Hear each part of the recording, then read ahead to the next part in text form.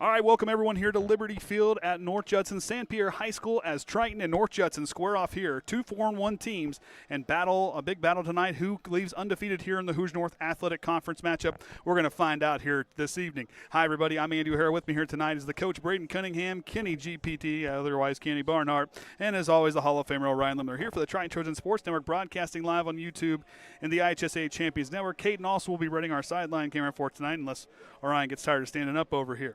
Braden, we looked at these two sides coming in today. We watched film. I think for both sides, this could be one of those matchups. It's either going to be a blowout or it's going to be close. I think we could be seeing a close football game today. I think, yeah, we have a lot of tension today, and it's a match that both schools look forward to all season long. They know that this matchup is coming. They have it marked in their calendar, and they're ready for it. And you've been part of these games down with Judson. This is a tough place to play. And, you know, and Brett Lambert has done such a great group with this group, obviously making all the way down to Lucas Oil. You don't get down there just because you feel like it. You put the work in the offseason. These are two sides that have really put that work in the offseason and two very successful football programs that are going to meet on this field tonight. Yeah, you've seen North Judson consistently go very far into that postseason. Yeah, making it to Lucas Oil even last year. And they're just a good program. You know, they put up a lot of fight, and they always got good, aggressive players. Now, this is the second game of a two-game homestand where they're coming off a 4-game winning streak. Both sides lost their opening week game. Both sides go on a 4-game winning streak. Both are undefeated in conference play. You want to see two sides that are going to be battling for something that means something tonight. This is what you see at the midpoint of the season, a very important game. Yeah, we should be excited for this one tonight. It's finally feeling a little bit like fall, cooling off, getting that football fall weather, and then we got a big matchup here tonight. Somebody's getting a loss tonight. Now, we look at the two sides here. Triton losing to Laville 28-0. Judson beat Laville 21-14. What kind of things are we looking at or could be different between the two sides? Because Triton is a completely different team than what we saw in the first week. I think, yeah, losing in that first game, you attribute some of that to the first game jitters and just sloppy play all around. And now that Triton has begun to clean things up and just advance week to week and get a little bit better, we see them cleaned up. And so that matchup isn't really something you can compare to what you'll see here tonight.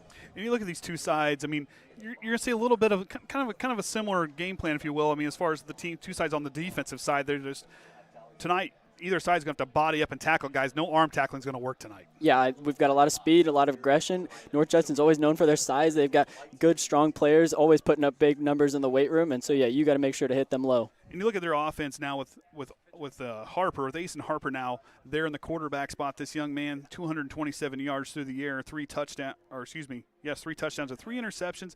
But at the same time, this is a team that gets a lot of it done on the ground. The young man's got 128 yards passing or rushing, but this is a guy that really runs this offense really well. Yeah, and North Judson, they're typically running their triple option, and it's something that it's not always tough to run, but if you nail it down, it can become deadly. You know, then you look in there, you got McDaniel and McGowan, two guys that McDaniel with 323 yards, 287 for McGowan, two guys that have gone over McDaniel's gone over the 100-yard mark once, and 4 touchdowns combined between the two guys. They can turn up and they can turn up field and go for a long gain at any given time. Yeah, both teams have a lot of different weapons that both teams are going to have a good game plan in coming to this week and just make sure they execute here tonight. And one guy I really like, and I talked about him on film, is Pradke. This kid, I love this kid. I mean, 384 all-purpose yards, 112 on kick returns, 33 receptions, or 33 catching yards, 339 on the ground. He averages almost 130 all-purpose yards per game. That kid is an absolute weapon. And I really like that you mentioned his special teams and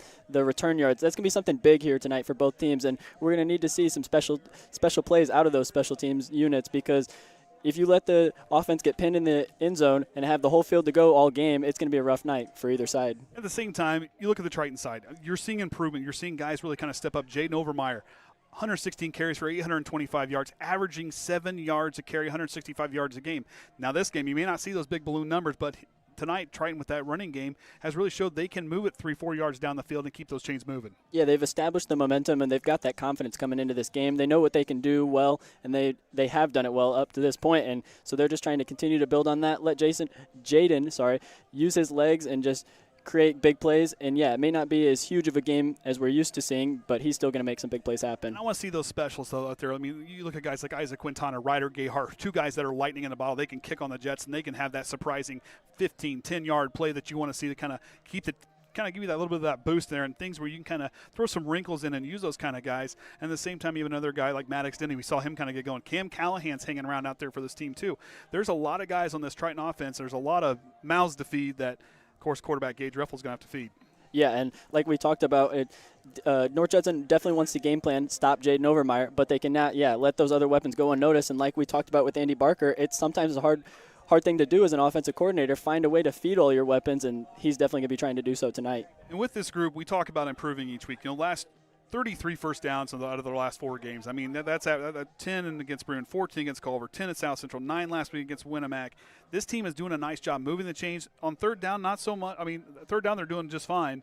Last week was a little bit of kind of what we kind of saw in the first week there, 3 of 11. Not really great as far as you look at those 3 games there in between, 4 of 10, 4 of 4, 3 of 6. I mean, those last 2 weeks before last week, this team was doing a nice job on third down offensively. Yeah, and they move the chains well, and sometimes getting stopped up on third down. And North Judson's definitely going to be trying to one of those teams to get them to third down and try to stop them, get them out of their momentum on offense. That Triton defense has really been special all year long. We've kind of seen them really kind of step up in big moments. Colton Reynolds, of course, leading the team right now with 50 tackles on the year total, 1.5 sacks, 2 tackles for loss. Right behind him, Vinnie Prater with 37 tackles. He leads the team in sacks and tackles for loss with 7.5. So you look at these two sides, but what this defense does do that's really important, especially with those front guys up front, is how they stop teams on third down. The teams are 14 of 45 against them for 31% on the year on third down against this Triton defense. And that's something you just got to give a lot of credit to defensive coordinator Cord Atkinson. He's got to be super proud of these boys because, they've done a great job of just stepping up in tough moments. Even when their offense is taking a little bit to get going in their rhythm, defense stands tall. Sometimes special teams pins them in hard spots. They stand tall. They do not back down. They stop teams in red zones, and they make it hard for them to convert on third down. Let's talk about that game last week. I mean, yes, Triton got that win, but unfortunately for the first 4 drives, they were all nothing resulting in points, nothing really positive. You had 2 turnover on downs, 2 punts. Team kind of got off to a slow start. Tonight, you cannot get off against a slow start against North Judson because this team knows how to get a lead and how to play with a lead. Yeah, if they spot that weakness, they see that bleed initially, they're going to just take advantage of it and try to just punch it right at you and just run up that scoreboard. So you got to start off strong in that first quarter. What kind of things are we going to see this North Judson team kind of throw against Triton? I mean, if you're Coach Lambert, what kind of things are you looking at this group throwing at Triton here tonight? I think they're just trying to really settle into their triple option, get it feeded up the middle, try to establish that run, and then they can come out. And they'll come out in some different plays. They'll throw like trips to the side, try to run some screens, some now routes.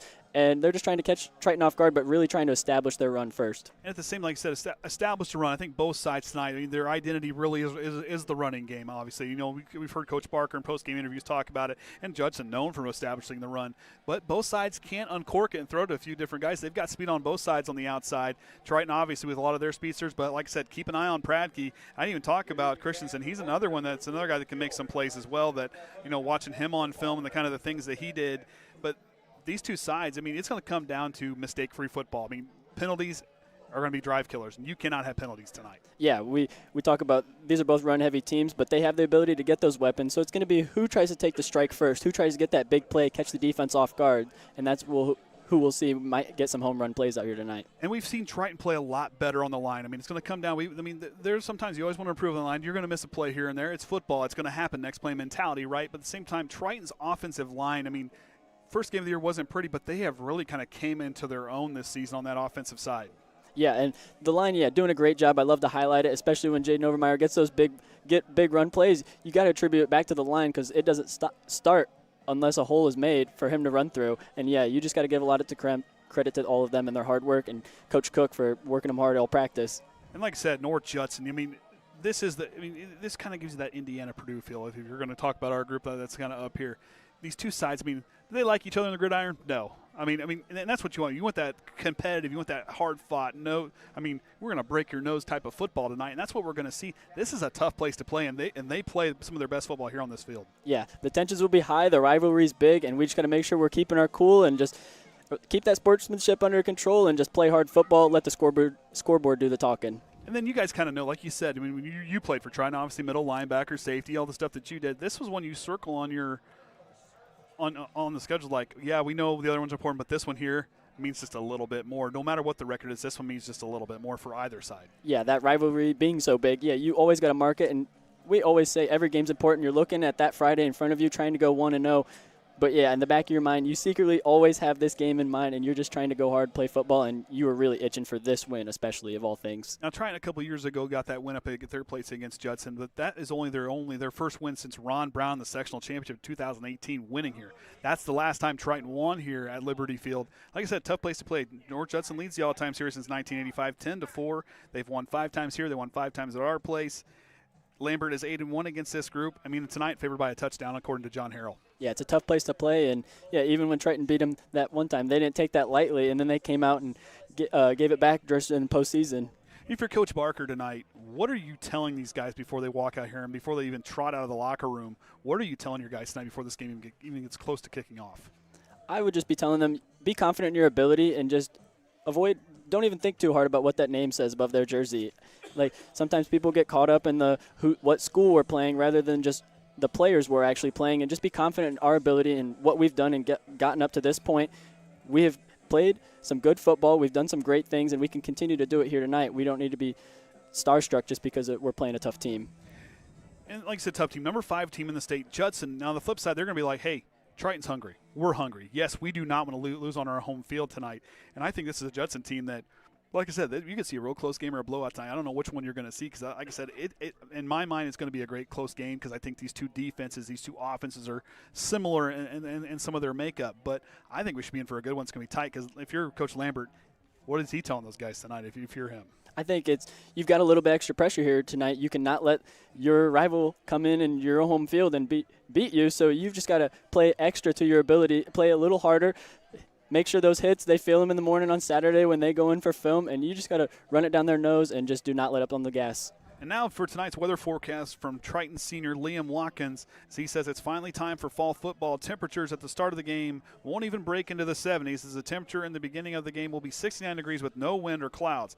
By halftime, the temperature should hover around 66 degrees. Still, with no wind or clouds, by the end of the game, temperatures will be expected to be about 64 degrees, and yet again, no clouds or wind. Overall, a beautiful fall day for football under the lights. This forecast brought to you by Liam Watkins. You can check him out on his weather reports on social media at First Warn Weather. As Triton now takes the field, a lot of things, like you said, it's starting to get colder. Hits are going to hurt just a tad bit more. Now, obviously not tonight because, I mean, it's a beautiful night for football. It's going to be a little bit warmer. You can absorb those hits just a little bit more. They're still going to hurt. I'm telling you right now, between these two sides, we saw Colton Reynolds tattoo some people last week, and I can tell you right now, there's guys on that North Judson side that can tattoo guys just as well. Absolutely, and we've got Gage Riffle coming from the safety spot, laying some of the biggest hits of the year we've seen so far. And it's really great to see just some downhill football and everybody flowing and just helping out make those hits, bring the running back down or whoever has the ball. And you look at guys like, let's talk about the North Judson defense, but they get those guys are so aggressive in how hard they play down there. Elijah Allen leaving the team with 7 tackles for loss. You got guys like McGowan with 5 tackles for loss. 4 for Nowak, who plays the tight end position, which we'll get to that in just a minute because I love watching that kid play tight end. But this is a team that gets after the quarterback. They get through the line. I mean, 21 total quarterback hurries. Yeah, only 2 sacks, but they get pressure on the quarterback. And that's going to be something to try to get against here to Gage. Do not let him settle in. Do not let him find his reads and go through. And, I mean, I could say the same for both sides because we've got the pressure of Jayden Overmyer, Vinnie Prater, who have not left any quarterback comfortable in the pocket. And that's what Triton's ends. I mean, 2 of the fastest guys on the inside, but we also see guys like Brady Shue, we haven't mentioned him yet, where the work he kind of does on the inside where he can kind of change things up. But a guy that is kind of an unsung hero, yes, only been a couple of games, Kyle Cummins, has just been electric on that line. You talk about only one speed. That kid is hitting turbo all day long. Yeah, and he's just always – he's ready for his number to be called, and he will just do it with just bright eyes and bushy tail. He will get in, and wherever you need him, he will do that to the best of his ability, whether he's practiced that his whole life or he has absolutely no idea what play you're running. He's going to give you some good effort. And I really like you talk about these guys. We heard Coach Barker talk about the guys that earn their spots out here. These guys show up to work like Cayden Bradley. And another guy like we talk about like the ripcord and Gavin Riffle. I mean, that kid there, you just see this kid. Once he pulls that, you talk about the energy of that kid. He's like pulling a ripcord on a parachute. That kid, he yanks out, he brings you back down to earth, and he makes sure you're ready to roll. Yeah, he's been in a lot of great positions. I'm just so happy to see he's actually getting his shot. He put all that work in, and now he's earned it. And so it's great to see him out there as a senior just making big plays out there on the field. And you know these guys. You know the practices. You know how this one. You know what it is leading up to a game like this. You know, Triton not ranked. You're still trying. You're trying to really kind of make your presence known within the top 15, of course, in 1A, which is a team. You know, you're standing there 4-1. Maybe you should be there. Yeah, your competition hasn't been up to this far since Bremen, maybe LaVille. tonight, this was really going to tell you where you're at before you even get anywhere near sectional play. Yeah, I agree. And you're really trying to earn your stripes here and just show people why you are a great football team. You've gone out, you've got wins, but now you prove it against some really heavy competition, and you set your status in stone of what type of football team you are for the rest of this season and into the postseason. Of course, like we said tonight, North Judson, Triton, and Pioneer, all 3-0 in conference play. One of those three teams are going to have end with a loss tonight, and that's going to be a big loss because, again, only 2 teams left undefeated. They have not met yet. That's going to be coming here in the next that could be the last game of the year, too, with Pioneer meeting North Judson at the end of the year. And like I said, Pioneer, I don't think has yet met North Miami, who's 1-2 on the year. They're sitting there at number 10 in conference play. But with this conference, this Hoosier North is really good top to bottom. And Triton, like the rest of the way, we were talking, casting a team that do not look past the Comets. I don't care what their record says. Do not look past that team. There's a lot of players on that one. And then, of course, those next 2 weeks, Pioneer and North Miami for Triton. It doesn't get easier. But like we say, to be the best, you got to beat the best. And playing in one of the toughest, I think one of the tougher conferences in 1A, especially there from the middle up. You got to beat the best, and this is the conference to do it. Yeah, we're going to see a lot of shifts here in the HNAC within the coming weeks. And, yeah, I honestly like the build-up. If I was playing right now for Triton, I'd be happy with the way the schedule lines up. It's just you continue to, we try to say, build up upon what you're doing as a football team, get better and better each week. And now that you're playing harder and harder teams each week, that equation adds up. And for North Judson, this is their last home game till the end of the year against Pioneer. They'll be at Winamac and Cass in the next 2 weeks. They're starting to kind of build their way. And you look at their sectional play. They're in that sectional 41 with West Central, North Newton, Bowman Academy, LaVille again, now South Newton, South Central, and Culver. That's not an easy one to be in. There's 2 guys in West Central that's 4-0. Judson's 4-0 in class play. And West Central's the only undefeated team in that section. West Central's a pretty good football team, but for North Judson, this is a team that can get back down to Indianapolis. They've got the makeup to do it, and a lot of these guys got to see that last year, and that should feed into what they're playing here this year. Yeah, and they've seen that as a program. They've seen success above them. They've seen their upperclassmen that taught them things while they were growing up of what it takes to get to that level, and so now they possess that knowledge, and they continue to grow, and hopefully they're able to build on and become the best team they are.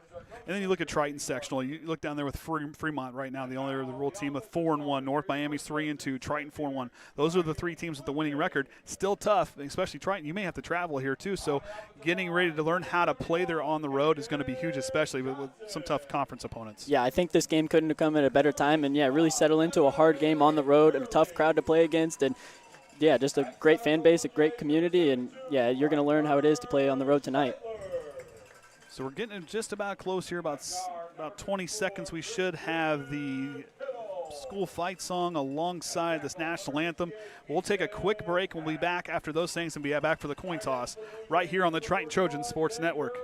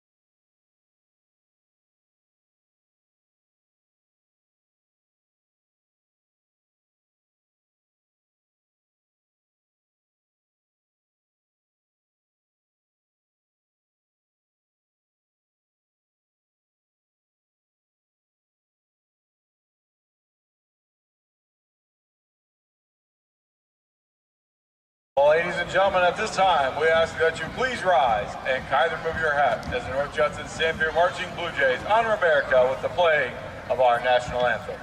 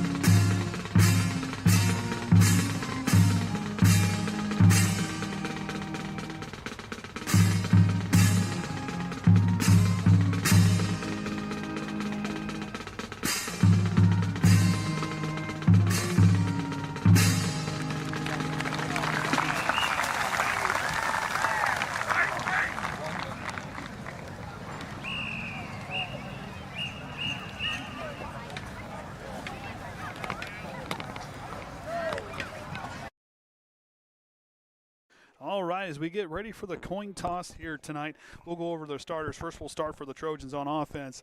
Riffle will be a quarterback with Overmyer, Gayheart at the two running back positions with Isaac Quintana at the H-back, Maddox Dennie at tight end.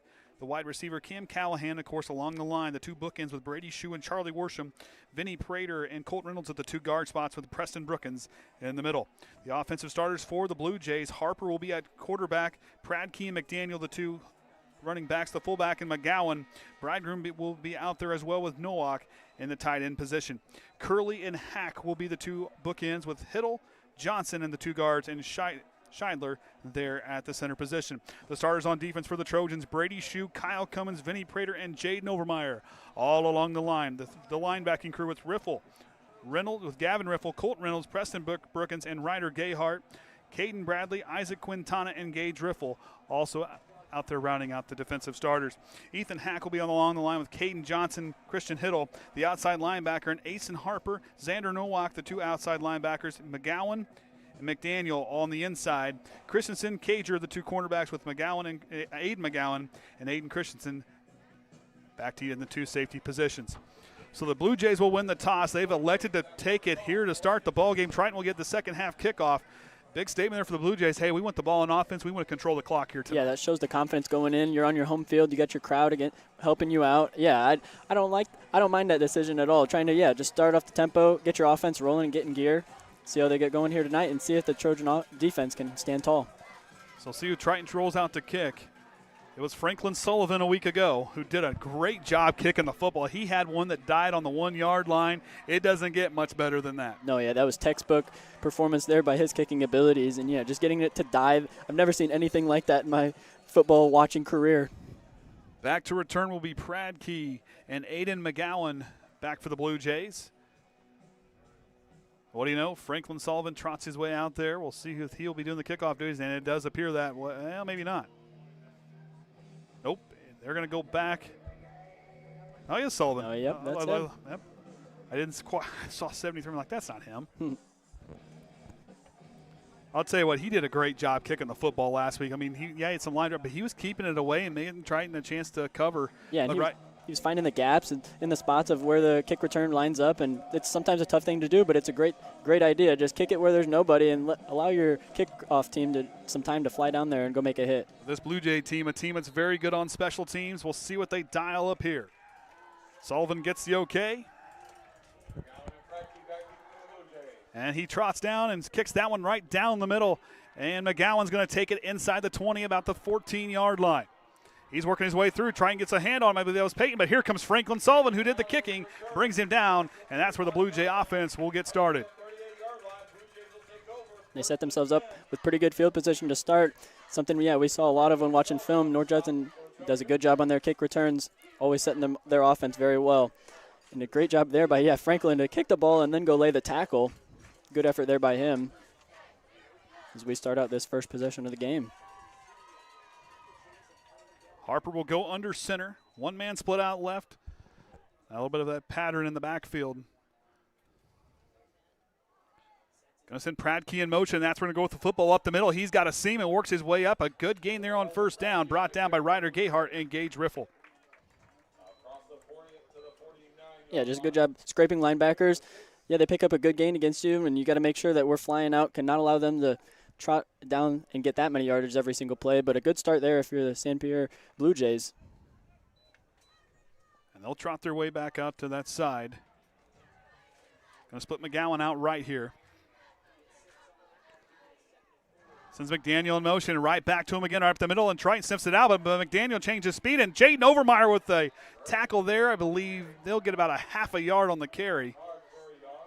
Yeah, Triton doing a good job of covering that, and that's something you'll see a lot of. They send those wings in motion either direction, but then sometimes you'll see what they just did there, do a little half motion and give it to him right up the middle for a power move. Triton seeing that well, clearly watched a lot of film and broke that all down. It was a good pursuit there by Jayden Overmyer, not to quit on the play, to continue to fight through the play and come back to the ball. Yeah, and being on the opposite side of the play, and then, just being able to scrape, set your edge, and then go help out the middles. Good job there by him. Third down and a long three. Outside they go.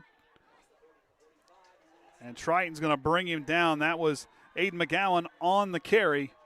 So fourth down coming up for the Blue Jays. There you go. Third down. Yeah, we'll get a look at this. We'll see that, that deep motion. Then you'll see Isaac Quintana just setting the edge so well right there, forcing him to go back inside. And then you get Gage Riffle cleaning up in that alley spot. I mean, that's textbook defense. That's going to be one Court Atkinson is looking at to show a prime example of. No gain on the play. Fourth down coming up, and it looks like the Blue Jays are going to go for it. I think a big statement here on your home field. And Triton's going to have to hold their water here. Starting out, make sure you're watching that ball. Do not give them a free first down here. Harper out of the pistol. Going to send Pradke in motion. Option play here to the near side. Going to try to use the big man to get out, and I think it's going to be close. And he might have it. It's a close one. And it is a first down. So right there, going on fourth down, it was a great run there by McGowan. We've seen him in that fullback position, but right here, nice job by the Blue Jays to get down the field and block. Yeah, just pitching for it, and then just initially met right there, but just lowers that shoulder. He's got a lot of power going downhill. And then, it was a real close one, but good job by them to give that extra effort to extend the drive. Fresh set is down as they near midfield. Harper going to send Pradke in motion. Almost got Triton to jump. And what a nice run by McGowan again, about a 9-yard carry, 8-yard carry, 9-yard carry there. Just reminds me, seeing that Blue Jay uniform reminds me of his predecessor, Brock Benson, just a super hard fullback to take down. And they always have that there at this school, just good hard runners, and they lower that head and shoulders, and they're hard to break down. You got to get lower than them. Let me tell you, Brock Benson is about as good as he gets that fullback position, let me tell you. Yeah, somebody just born and just built perfectly for that spot for sure. Nowak will split out left as Pradke goes in motion. Play action fake. Harper looking down the field. Here comes Quintana. Hits him as he throws. It's a free ball. Oh, and almost picked up by Nowak, but what good pressure there by Quintana to pressure the quarterback. Yeah, and that play action, see that fake motion up the middle. You think it's going to the power. Offers a little time on the play action. Yeah, almost loses his footing. Hits him as he then throws. It's a free ball. Oh, and almost picked up by Nowak, but what could not quite bring it down, though. The Iceman getting his way through there. Stayed frozen on his guy. Good read there by the outside linebacker for the Trojans. They're going to need a lot of that pressure to continue. Big third down here, 3rd down and 2, but like the Blue Jays shows, it's 4-down territory here on this side of the field. Pradke back in motion again, going to go right back up the middle there, and he breaks free. There goes McGowan, and I don't think anybody's going to catch him. Touchdown, Blue Jays. Just really barrels in there. We'll take another look at it. He's met, and it looks like he's going to get stopped right here, but then bounces off. A couple of guys, makes Brady's shoe miss, catches Ryder Gayheart off guard. He thought he was going down. There goes McGowan, and I don't think anybody's going to catch him. Touchdown, Blue Jays. 22 6-minute drive there, but like I said, good run, good openings there by the Blue Jays. And they're going to go for 2. Something you'll typically see a lot of from this team. They love to always be aggressive on the calls. As we saw, they wanted the ball right there. They wanted to go for it on 4th, extend the drive. Why not go for 2 here? Harper will work out of the shotgun. Gives it right back to McGowan, who just scored the touchdown. Vinnie Prater getting drugged inside to the touchdown. Point after touchdown's good. Blue Jays lead 8-0. And if you're the Blue Jays, that's the kind of start you wanted to see. We'll get another look at this as Vinnie does a good job of coming off the edge and meeting him, but up in the middle, we cannot get driven back like that. We got to make sure to get off a block here and try to stop him in time. Looks a little close right there, but they do give it to him. They start out with 8 on the board. That was a good lead block by Evan Curley there. The tackle position really kind of leading the way in and plowing the road, if you will, to open that up to give him a chance to lean into that 2-point conversion. Yeah, and you saw him blocking Colton Reynolds, which is a hard man to try to get a block and stick on that, and driving back nonetheless. So, yeah, good effort by him to allow that 2-point conversion to happen. But for the Blue Jays, it's what you want to see. 6-play drive, taking them from their own 38 all the way down into a touchdown, breaking in for a big 44-yard score, showing off that, hey, we got home run threat ability too. We can hold the ball, but we got that home run threat in our bag too. Yeah, and they did just like we talked about, try to establish that run. They do go for it on a pass. It doesn't work. They go back to their roots and what they're good at, go back to the run, and it continued to work for them. Breaking off a tackle, I mean, the Trojan defense did not do a bad job there at all. Meeting him at the line and stalling him up. We just got to make sure everybody's flowing to that and staying on each side. Cannot get caught up just on the middle, leaving those cutback routes open. Pradke now to kick with Vinnie Prater, Gayheart, and Gavin Riffle all back deep to return. That next line needs to be ready as well. Pradke gets the okay, and he'll trot his way and drive that right leg and sends a deep one. Oh, but we're going to get our first flag of the game. And it sounds like it's going to be on the Blue Jays. The FAR official made the call. Going to be a false start on the Blue Jays, so that'll move them back a few yards for this kick. So Triton, that one there was going to go out the back of the end zone. Yeah, that was a good hard kick right there. Put his full leg into it. But, yeah, just some of those Blue Jays itching to get down there. Cannot cross the line before the kicker gets it. They've always played really good special teams every single time we've seen them play, and it shows. I mean, you want to get down to Indianapolis, you got to play great on all 3 levels, and this is a group that can play great on all 3 levels. Yeah, it was something I noticed watching film from the start. It's going to be the special teams that we got to look out for. It's something little not talked about as much here in the football world, as offense defense always runs the show, but special teams can have those special plays follow. I'll just ask the Indiana Hoosiers last week. Pradke. Line drive kick now off the hands of Peyton. Cayden Bradley's going to pick it up about the 21-yard line. He's going to put a stiff arm, and he's going to get maybe 6 on the carry up to the 31. That's where that Triton offense will trot their way out on the field. If you're Triton here, you don't need to panic about trying to get that touchdown back. You need to move the chains and try to possess that time of possession. Because like I said, 4 minutes of play came off the clock there for the Blue Jays on that first drive. Yeah, you don't have to hang your head at all. It's nothing special they did against you. They got a big run, and we just got to make sure to close those cutback routes, and then we're standing tall against them. We forced them to get to a 4th down. We've gotten them to 3rd down. We don't got to be scared. Just allow ourselves to settle in, let the offense do its job. The defense always stands tall. I'll let you control that because I think I didn't stop it on an incomplete, so we'll go with it. Yeah. Trying something new, Kenny. Yeah. Writing down the time and trying to do math in my head just doesn't work. We don't have an Andy button for that. Nope. But, yeah, try to do that, clicking on and off. So Triton was going to spread 3 wide receivers to the near side. Riffle, Callahan, and Quintana. The snap's there, and they're going to go to Overmyer. He's going to try to find the outside. He's got the edge. Overmyer, stop and go, and a big first down and more for the Triton offense. Right out the gate. Cayden had to get out of the way again. Yeah, keep that camera safe. But, yeah, starting off, I mean, Jayden Overmyer, we talked about those legs, and North Judson definitely trying to game plan to stop it. But the line just getting a good push right there, and then he gets his cutback, bounces it out to the outside, gets a little space and a stiff arm, picks up some good yardage right there to start off Trojan offense. Gain of about 16 on the play. First down and 10 at midfield. Triton still on their side of things. Going to go with a little bit of that diamond pattern here on the left side. And now Riffle's going to try the quarterback keeper. He's going to try to plant his foot and go upfield. And what a run there by Riffle again. About a gain of 8 there on the play.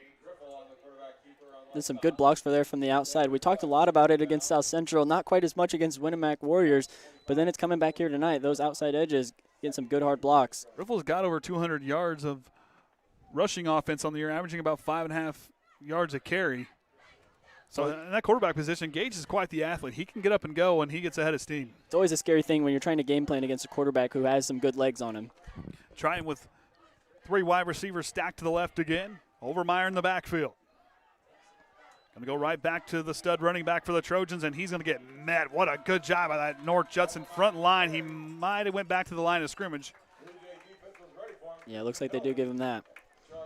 But yeah, North Judson, I mean, allowing some good plays there for start, and they do not want to allow that to keep happening. And their coach is letting them have it, and they make sure to stand tall and answer on that one. Big third down here for the Trojans. 3rd down and 2. And if you're Triton, this is a big moment for you early in your first drive. Yes, being the first quarter and North Judson going down and getting some points on the board, you got to make sure to find a way to answer, especially your opening drive. Cannot kick it off, pound it away. Triton going to stack around the line just a little bit more to see what they can get here. 2 yards away. Overmyer has that and more, and Triton will have another first down, this time converting on 3rd down. Just another look at that. A good hard block there by Brady Shue and company. And then our running backs getting to the next level, and Colton Reynolds, that pulling guard coming through, always looking eyes inside to lay a big hit. He knows where to find a middle linebacker because he is one on the other side. That's why he's so good there on that front line. And that's where you want to see on your drive. Move the chains, control the clock. I mean, and doing that thus far has really kind of worked for this group as Riffle goes back to work out of the pistol. He's going to give it to Overmyer, kind of bobbled it. He uses that speed to get outside, and a little bit of that Overmyer shimmy gets him freed up. And a late flag on the far side there. We'll see what the flag is here.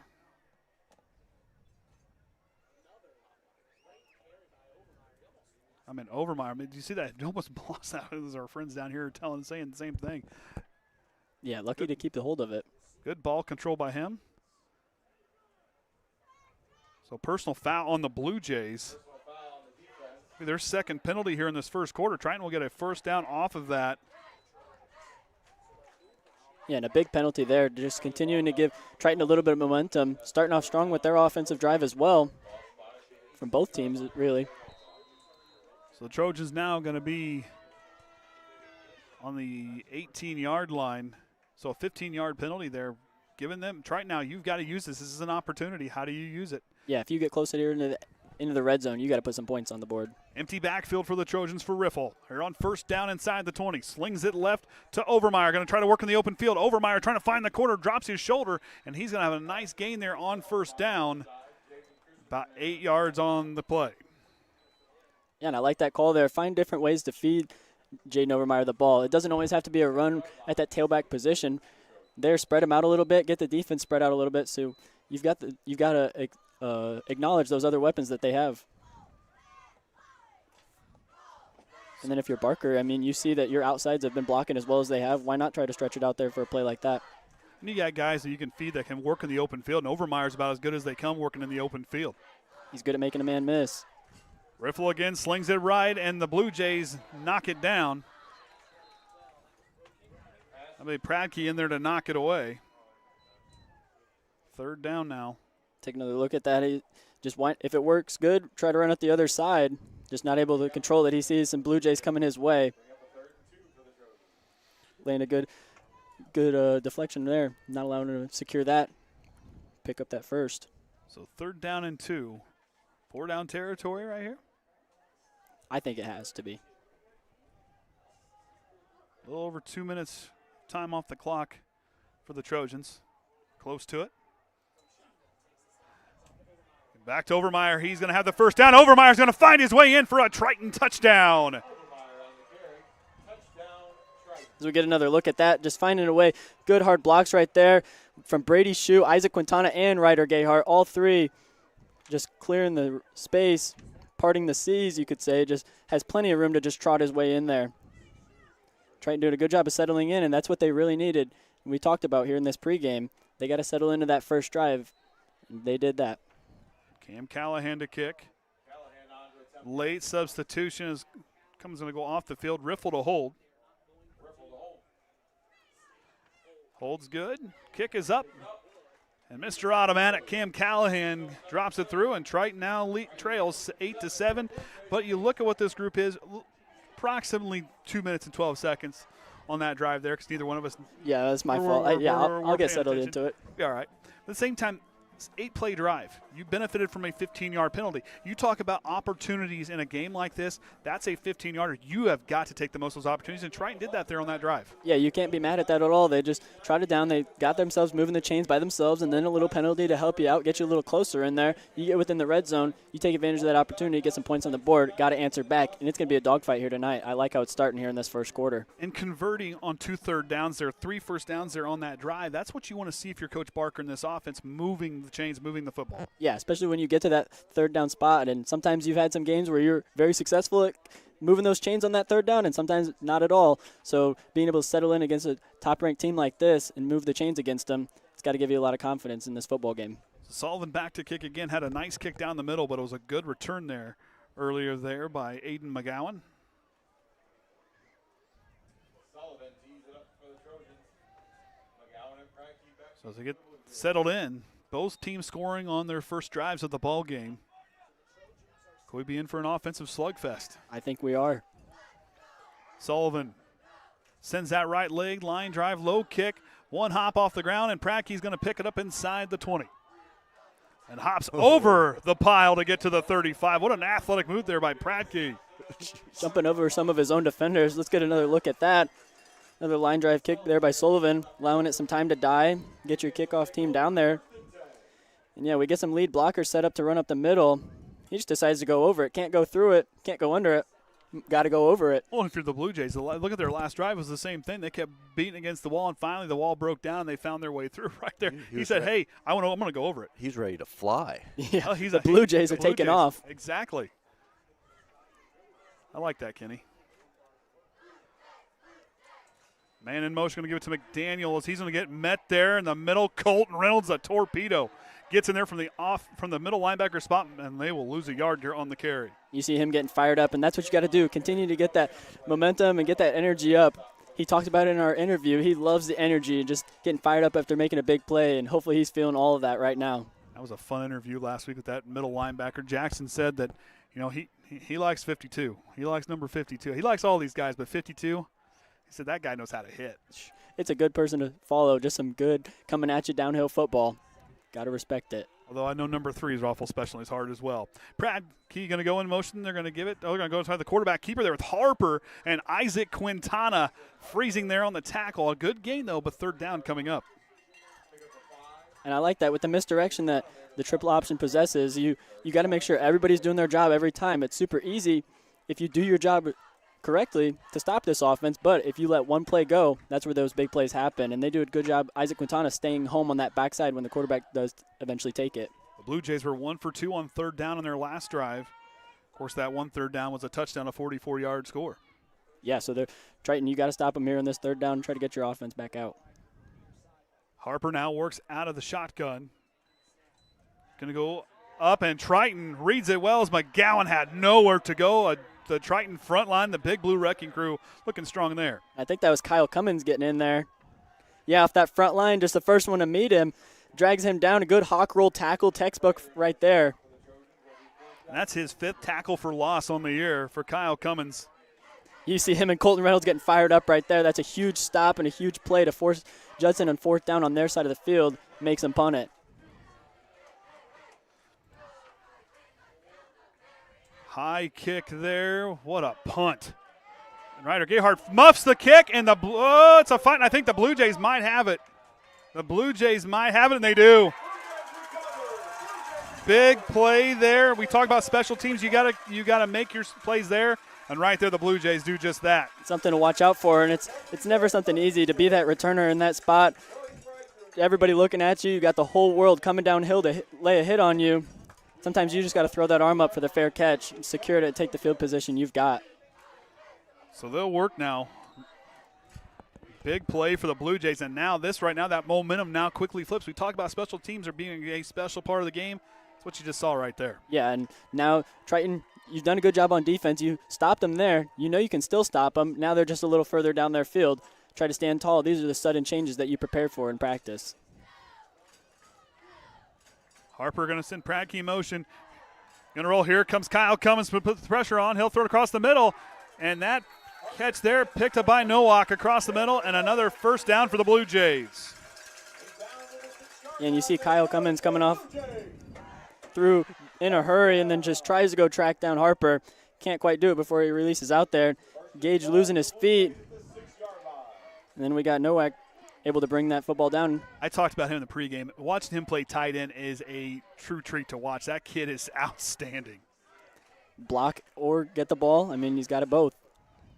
Pradke back in motion. Harper's going to give it right to him. He's going to go up the middle. And Triton's going to stop as they're now inside the 5. And about 3 there on the play. See, now if you're the Triton defense, you've done a good job of flowing to the football. You let that one go through on that big run the first possession and get through. But since then, they've done a good job of rallying and everybody coming together to their pursuit and not allowing any cutback drills to live. They've stopped the run game pretty well from now on. They got to make sure to stop anything else they'll throw their way. Harper now back under center. Move Nowak here to the near side. Then McDaniel in motion on the toss play, and he gets brought down. The ripcord get in there and tripping him up. Yeah, and just a great play right there by him. You see that motion coming through you. You got to be downhill ready for that pitch at any time. Cannot let him get outside of you. And, yeah, good downhill open field tackle there by Gavin Riffle. So 3rd down and goal to go here for the Blue Jays. They are 1 for 3 on the night. Going to have to go off this. I can't see. Going to switch Nowak here to the near side. They went to McDaniel last time. He goes in motion. And a fumble on the play, and I think Harper fell on it. Get another look at that. Just loses it within the handoff, but able to just fall right back onto it and retain possession. Just steps back a couple yards.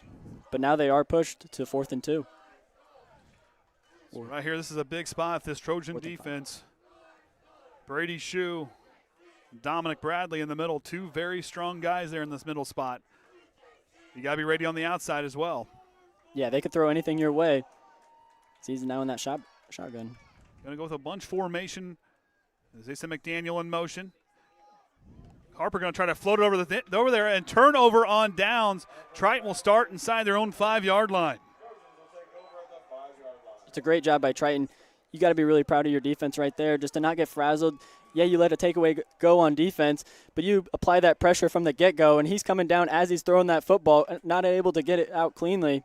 And we've got plenty of Trojans there to defend that as well. So Triton will start on their own 5-yard line. That's a lonely place to be, but this is where you have to execute on offense. Yeah, you've established that you can trot it downfield a little bit. Now you have to work your whole length of the field, see what they can do. Riffle now to work out of the pistol. Takes the snap, goes to Overmyer. He's going to work his way upfield, and a nice gain there on 1st down, about 5 there on the carry. Yeah, Triton offense doing a good job of just mixing it up, keeping where they're going. They'll spread it out. They'll run it right up the middle, keeping the Blue Jays on their heels right now. Doing a good job of moving that football. Gain of 6 there on the play. 2nd down and short. Gavin Riffle splits outright. Cam Callahan here to the near side. Hard can't. Riffle goes right back to, oh no, he's going to keep it himself. Riffle gets the outside, got one man to beat, and Pradke trying to get to the chains. He stretches for the sticks, and I don't think he got there. It's a great effort nonetheless to just stretch out, try to get that. So we get another look at that misdirection as we even thought he handed it off and then just last second keeps it. A couple Blue Jays lagging behind, but they floated the football very well.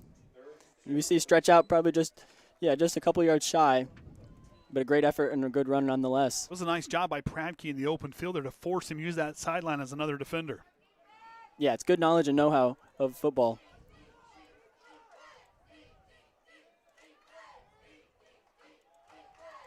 Riffle now here on 3rd down. Back to Overmyer, and the Blue Jay defense pushes him back. What a big stand there for the Blue Jays. 4th down coming up. Both teams just fighting back and forth. I like the dogfight we've established here in this first quarter as it starts to dwindle down and within 1 minute. Just both teams scoring on their first drive. Then you get a big play happening on special teams like I've tried to talk about here tonight, and then defense is standing tall, both answering either way. Elijah Allen in there on the tackle. What a nice job by that young man to get in there and make the stop. So Overmyer back to kick. Going to put Pradke back here to return, a dangerous return man. Brookins to snap. And a full timeout by the Trojans. It was getting close on the clock. Almost a lucky break, too. It didn't even look like anybody was quite set. I was wondering if that was going to be a false start penalty right there. But you get both sides here. You know, you score on your first drive. Triton, you know, you give North Judson an opportunity. Defense stands tall. Blue Jays, you got the Trojans pinned back deep in their own territory. You can either let them move the ball. No, they're going to play good defense and a big stop. These two sides, this is kind of what it kind of felt like. We talked about this first quarter is really going to kind of tell the tale. I think it is thus far. I think we're going to be in for a dogfight here tonight. At least right now in the first half, it looks that way. Yeah, it's appearing that way so far, and it's exactly what we wanted to see here. Just some good, hard football. It's a rivalry game. There's a lot on the line. And you're at North Judson. It's just the vibes are coming. Football weather's coming in. Gets you really in the spirit. Well, that's what Liam Watkins attended to, is that football weather starting to feel like fall. The fog in the morning, Kenny can attest to that. Mm-hmm. Ready to get in the combine here momentarily. I'm just glad we don't see any pop-up showers. Nope. Keep those ways for a little bit. So trying to re-kick here. Overmyer takes the snap. All day to throw, and it's going to be end over end short kick. And it's going to take a Triton roll past the 50 into Blue Jay territory. And Vinnie Prater are going to down it there at their own 39-yard line. Long kick there for Overmyer. Yeah, he just kind of, well, where do I want to put it? Hey, he had enough curve and knuckle on that thing to get it down the field. And it's something we saw a lot more time back there. You see a different long snapper out there on the punt and just had a little trouble with that being a little low sometimes, and Jayden not having a lot of time there to get it off. Now there had plenty of time to stand tall and just get a good clean kickoff end over end. Gives you like an extra 15 yards of roll. Oh, and for the Blue Jays starting from their own 38, their own 35, and now their own 39-yard line, this is kind of where they've started for the evening. Yeah, pretty consistent, except for the miscue on the special teams. Going to go to McGowan as he tries to go through, and Triton's defense going to stand tall and bring him down in there on the tackle. I believe that was Vinnie Prater. Reynolds. And that'll do it for the end of the first quarter. Blue Jays lead 8-7. We'll take a break, be back right here on the Triton Trojan Sports Network.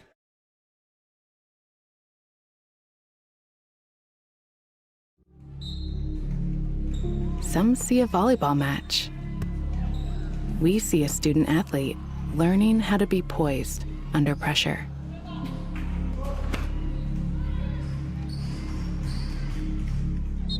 Some see a high school football stadium. We see the one place where the whole community comes together. Proud to keep education in front of athletics since 1903.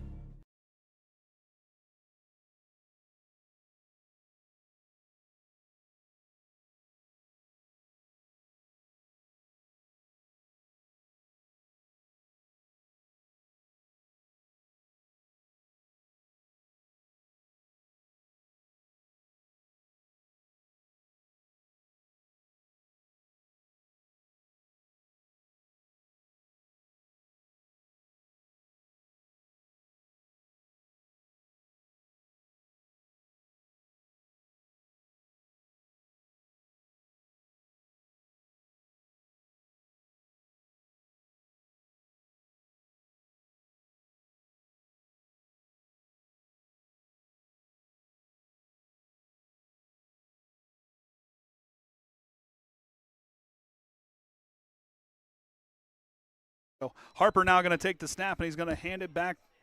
I believe on the carry was McGowan, but a good stop by the Trojans.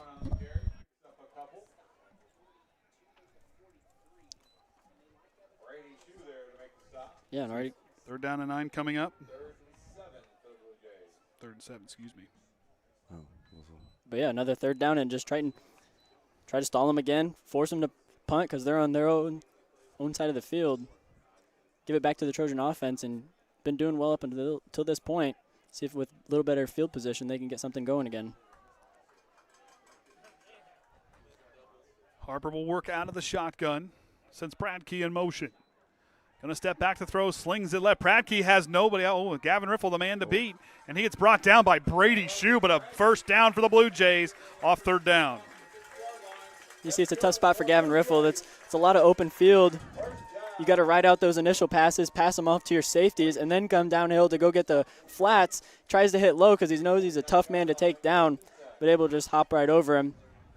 But I like to see the the front line getting to the second level and coming back and making a play there. I mean, Gavin Riffle did a nice job tripping up, slowing him down so the hammer could get there. Yeah, even if you don't secure the tackle, just being in position to not allow them to go full speed ahead, it's a great play. Blue Jays now in Trojan territory as Harper awaits the snap. Going to send McDaniel in motion. He's going to keep it himself, and now a quarterback keeper working well for Harper, and a nice gain there on first down, about 14 yards there on the carry. You see we haven't seen him keep it quite a bit, so it catches Trojans off guard a little bit. Got to make sure we're always staying to our responsibilities that we're given and not get all driven towards who's getting the handoff. Quarterback will keep it and get a big play. A good read option play there. Read the defense well, really kind of put it in the belly because that's a tough thing to do. Putting in the belly, do you pull it out? Do you not pull it out? This kind of shows there in his sophomore season how much he's learned there at quarterback. Yeah, triple option is not easy, but when you get it down, it's deadly. Bradkey goes slowly in motion. They're going to go back to McGowan. Brady Shue gets a handle on him, and he'll pitch it to Harper, and he'll get a few yards on the play. He was stopped, and a second effort gets him about 3-4 yards up the field. You know, that's just some chemistry that you work up over the years. See the handoff right here, and then as he's stalled up, you'll just see him pitch up the football right before he gets down, able to pick up a couple more. Good chemistry there between those two. Well, it's freezing up a lot tonight.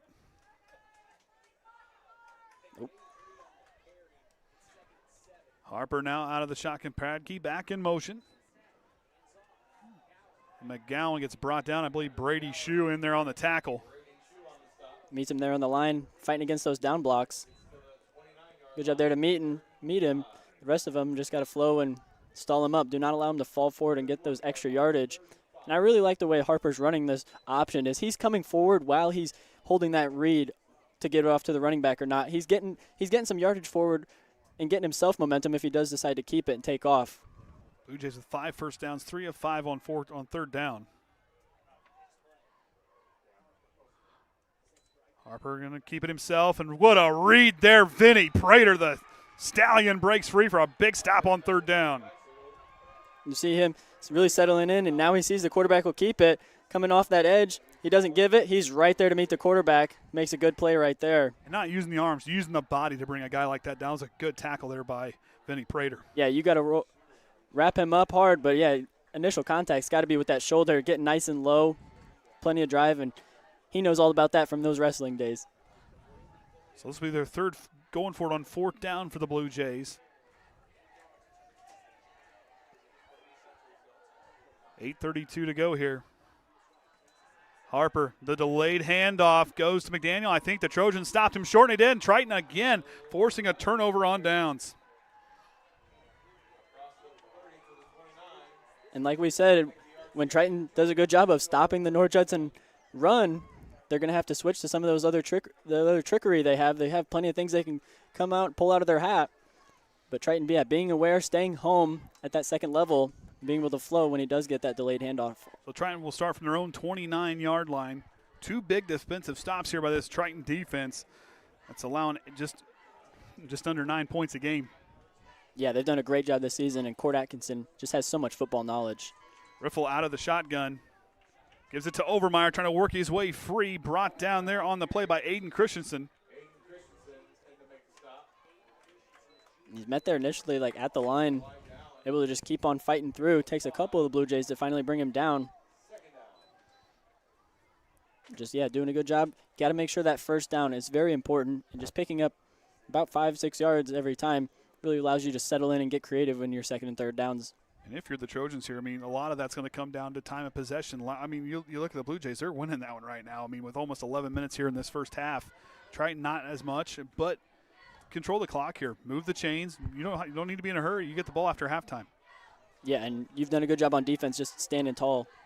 Bradley, the wide out here to the near side, and a timeout, I believe. Penalty flag. Never mind. when he waved it. Delay game on the offense. That's Triton's first penalty. And something we see from time to time, that this Trojan offense just a little slow to get going, get in their huddle, get the play out. Got to be a little quicker there. Make sure you're getting up to the line. Keep an eye on that red number counting down. Get the play off in a hurry if it's counting down in a hurry. 10 seconds on the play clock. Riffle now, the hard count. Keeps it, going to go the option play, leads it a little bit behind Overmyer as he tries to find his way upfield, but he will lose yardage on the play. 3rd down and long coming up. And North Judson having no problem reading that play. Speed option, something that Triton sees a lot of success with, and they're making sure to game plan against that and stop it in its tracks, even picking up a couple yards loss on that, putting them in a tough spot there for 3rd down. The Trojans were 2 for 2 on their first drive on 3rd down, did not convert on their last time, forcing a punt. A long way to go. I mean, 3rd down and long is not something easy to handle. Especially against North Judson defense. They've done a nice job swarming the ball here tonight. Riffle back out again. He's going to sling over the middle. He's got Maddox Dennie, but too tall off the fingertips. The ball will fall incomplete. 4th down coming up. And I like that play. You see a lot of pressure coming up on that front line against North Judson. Leaves that middle of the field wide open. Send your tight end right up there. Unfortunately not able to connect and extend that drive. But I like the play call there. It keeps North Judson on their toes. If they want to send a bunch of pressure our way, we have ways to stop that and force them to stay back a little bit more. Another guy talented tight end position, Mad Dog Maddox Dennie. This kid's got great hands. Just a little too tall there. And we saw him reel in a really nice pass last week. Yeah, and if we just see that timing connect a little better, good things. Overmyer's going to have to run low snap off the ground. He's going to try to get upfield. He's not going to have a whole lot of room. He's going to move it up there near the 40. And the Blue Jays will start from the Triton 38-yard line. See if Cayden caught it. They're taking a look. It might be close to the spot for the first.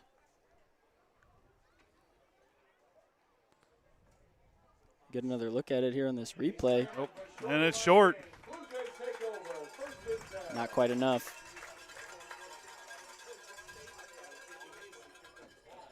But, you know, with Overmyer, you know, that low snap, we saw him do that during the we saw him do that against Bremen. Having to break it up because the snap was too low. Trying to get those snaps up and try to get them up for the punter to have time to kick. Yeah, we cannot allow North Judson to get good field position based on our special team errors, and now it's happened twice here tonight, once on punt return and once on punt itself.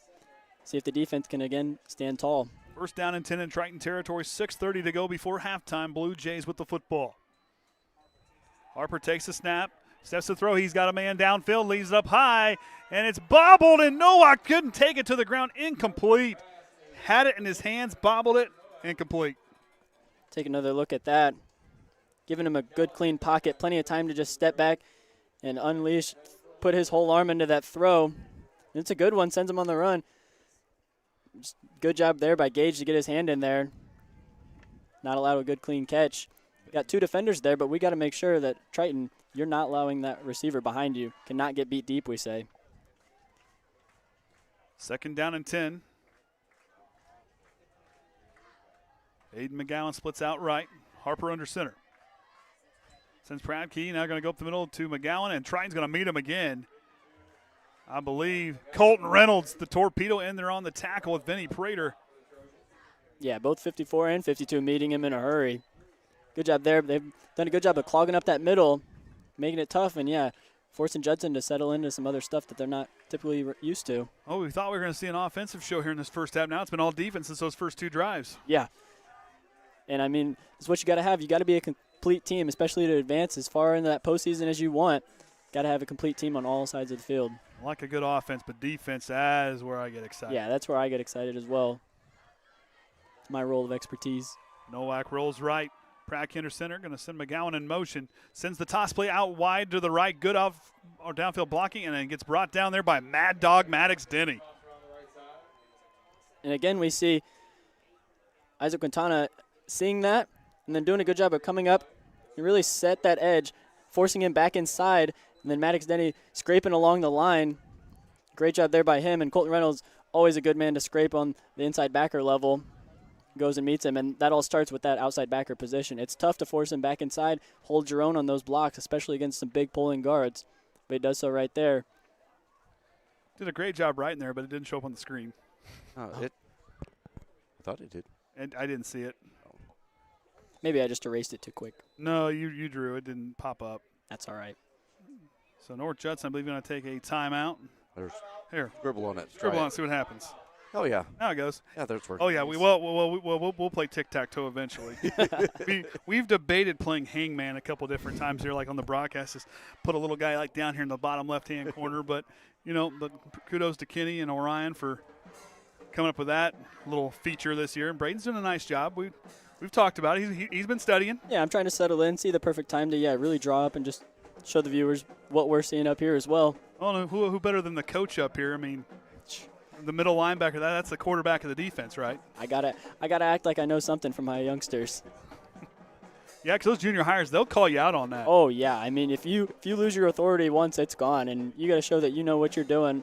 And those short attention spans, you got to keep a hold of them, keep those drills interesting.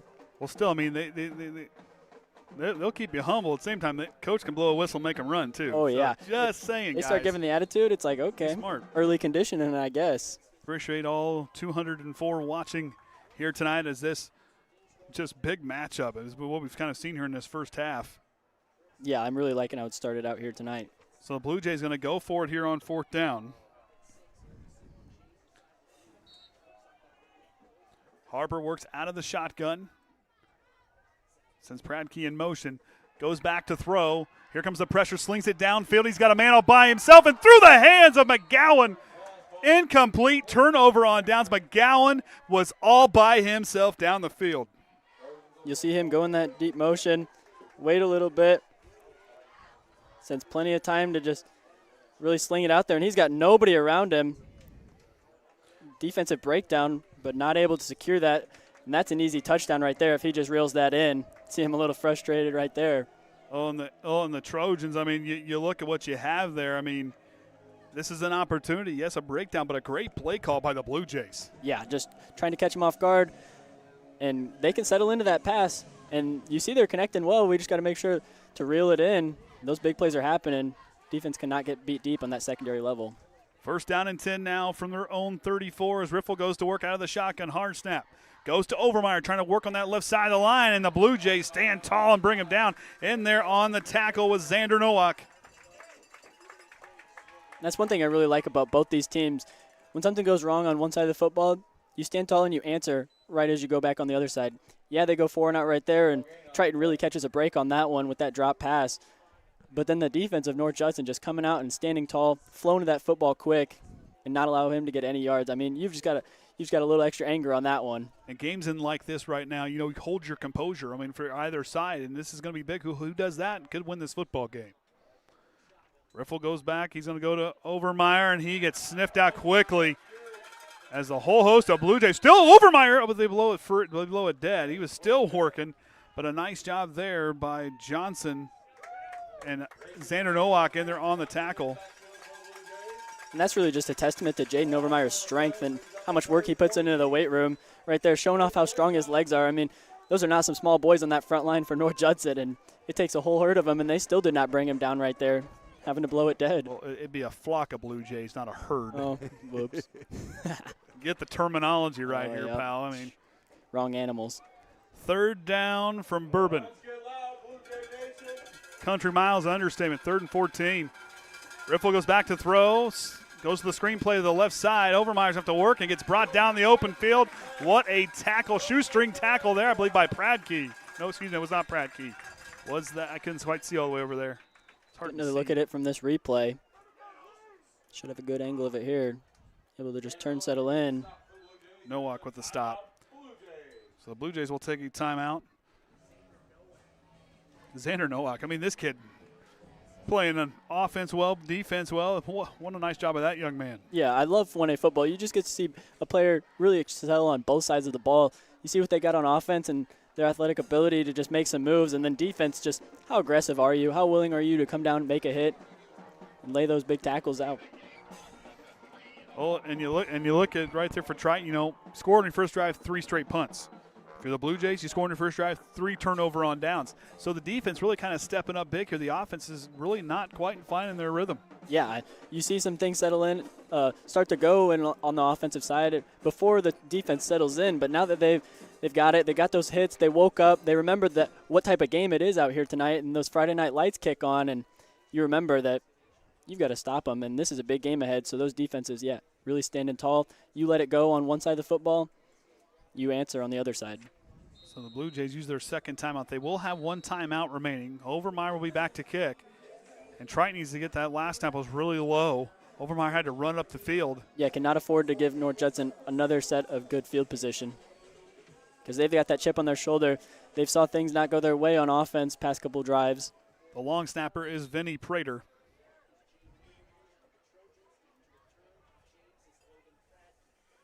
Snap is good. Overmyer has time. Flag on the play. High kick, end over end. Prattke's going to let it bounce. It touched him. Tyler Payton is there to make the play. The ball is free. Triton might have the football. There's a flag on the play back here when the kick initially went off. Prattke touched it, and then Tyler Payton, what a play by the freshman to knock it free, and the Trojans have the football for the moment. We'll see what this flag was back here at the 31-yard line.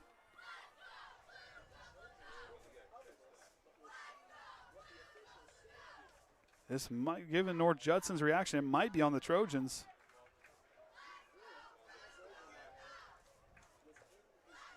They're staying down there. I mean, it must have been on the Blue Jays. And it is on the Blue Jays. Nope, on the Trojans. False start. And a big loss there for the Trojans. Muffed kick had a chance to take over with some momentum here nearing halftime. They'll have to re-kick. Could have been a big takeaway and send your offense all the way down there into North Judson territory. Yeah, as he just lets it bounce off the foot right there, trying to secure it. And I'll tell you, I love what I see by these Blue Jay players trying to pump up Prattke. Say, hey, get the next one. You got an opportunity here. As back there was Cayden Johnson trying to fire up Prattke. Both teams really just catching a break here tonight. North Judson with that one and Triton there with that drop pass still earlier. So Overmyer back to kick. Prattke again. Forward try.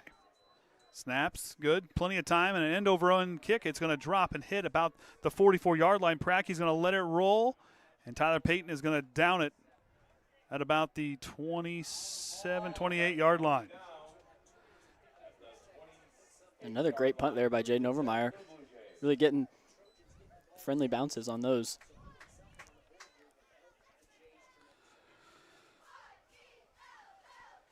You know, the Trojans start off 2-2 on third down and then 0-3 on their next 3. Yeah, we started off thinking it was going to be an offensive match for sure, but now it's defensive football here. And, you know, that's for both sides. I mean, like I said, yeah, offenses looked great in that first drive, but the defense is really stepping up to the challenge here in this football game. Harper out of the shotgun, sends Prattke in motion. Goes outside to McGowan as he rolls free, and a big hit by Brookins brings him down, but not after an 8-yard gain on the play.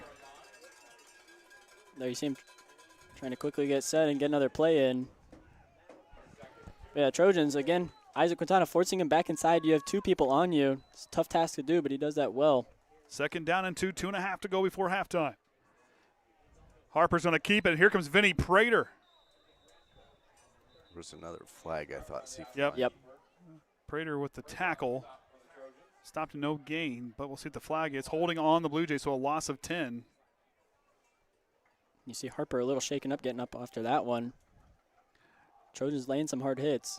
And I talked to Vinny this week after one of the volleyball games and asked him, I said, what's the attitude? He goes, I'm ready. I'm ready to go. And Vinnie Prater, I talk about this kid. I love this kid's attitude. Always a great attitude. The kid always shows up no matter what he's doing. Yeah, he's just always got a good smile on his face, and he's just ready to do whatever you ask him. Wherever on the field, whatever it is, he does it without question. Has a great beard, too. I know we talk about every broadcast how great his beard. I wish my beard was that good. Told Vinny was my hero one night after that. Harper again, let's back to football. Goes outside to McGowan. McGowan has the sideline, or the far side there, and Colton Reynolds. Open field tackle, gain of about 3-4 on the play. And just another great inside-out scrape. Go up, Colton Reynolds, you seal the middle off, force him to take it away or give it to the pitch, and then you go just fly out there and go help make a tackle. We'll see what Lambert draws up here on third down. McDaniel in motion, looking to pass. Screen's not there, and there's going to be a sack in the backfield. Who's that?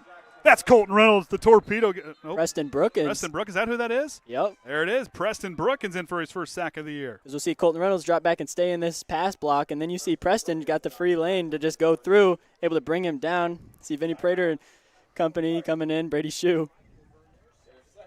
Another great stop. Defense has just continued to play lights out My here. bad, Preston. I saw a 5 and naturally assumed. Yeah, I mean, we've seen a lot of things, great plays here from Colton Reynolds, but we cannot forget about Preston Brookins. He does a good job of standing tall in that other middle linebacker position. Give Preston some kudos there because you can tell number 52 showed him how to play because I couldn't tell the difference. Yeah, I mean, when you've got a good middle linebacking crew with the two of them, playmakers either side, one guard the pass, one guard the run. Well, it's the reflection kind of helped me out. It hurt me a little bit too. We're good. No. We're good. Flip the switch.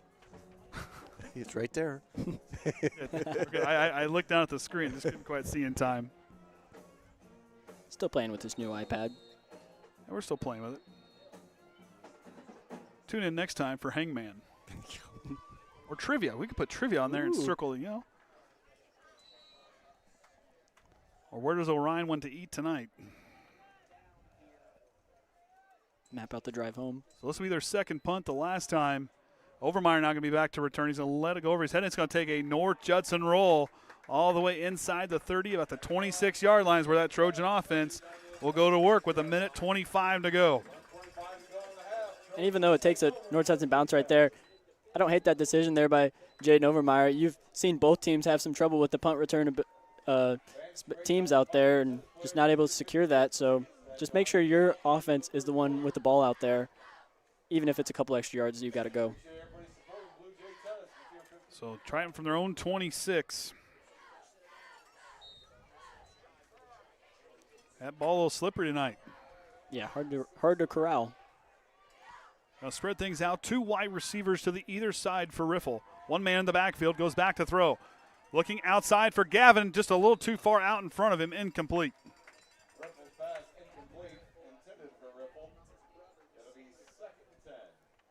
And I like that there. You're just trying to settle in. You found what your offense could do in that first possession and then come into a little bit of a stagnation right now. So just trying to mix it up, see what really gets him back into that groove. It was a nice job by the offensive line up front to give him enough time to throw and to kind of step into a throw there. Yeah, he's had good clean pockets so far here tonight when he's throwing. Gayheart and Bradley split out right. Riffle takes a snap, rolling right. Going to sling it right to Cayden Bradley. CB frequency is good, and they bring him down out of bounds. What a catcher by Cayden Bradley. Again, showing up in the passing game yet again in this game.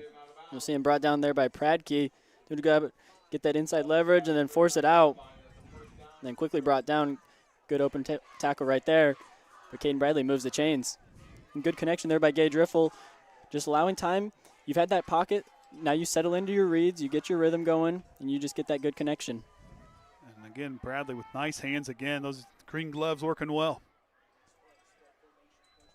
Overmyer back to throw, or excuse me, Riffle back to throw. Bradley going to get sling left. And he'll have a first down, but this one might be coming back. Might be a hold on the Trojans. And given the reaction by Riffle, yep, sounds like they're moving back.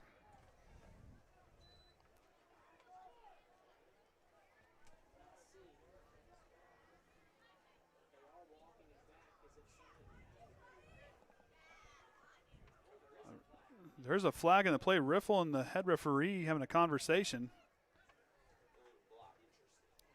Just trying to get some clarification.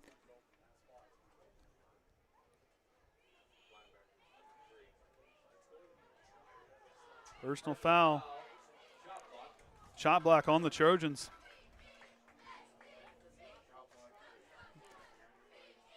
It's not a call that's something that's called often, but every once in a while we will see it. So first down, but they're going to move him back. So 15-yard penalty on the play.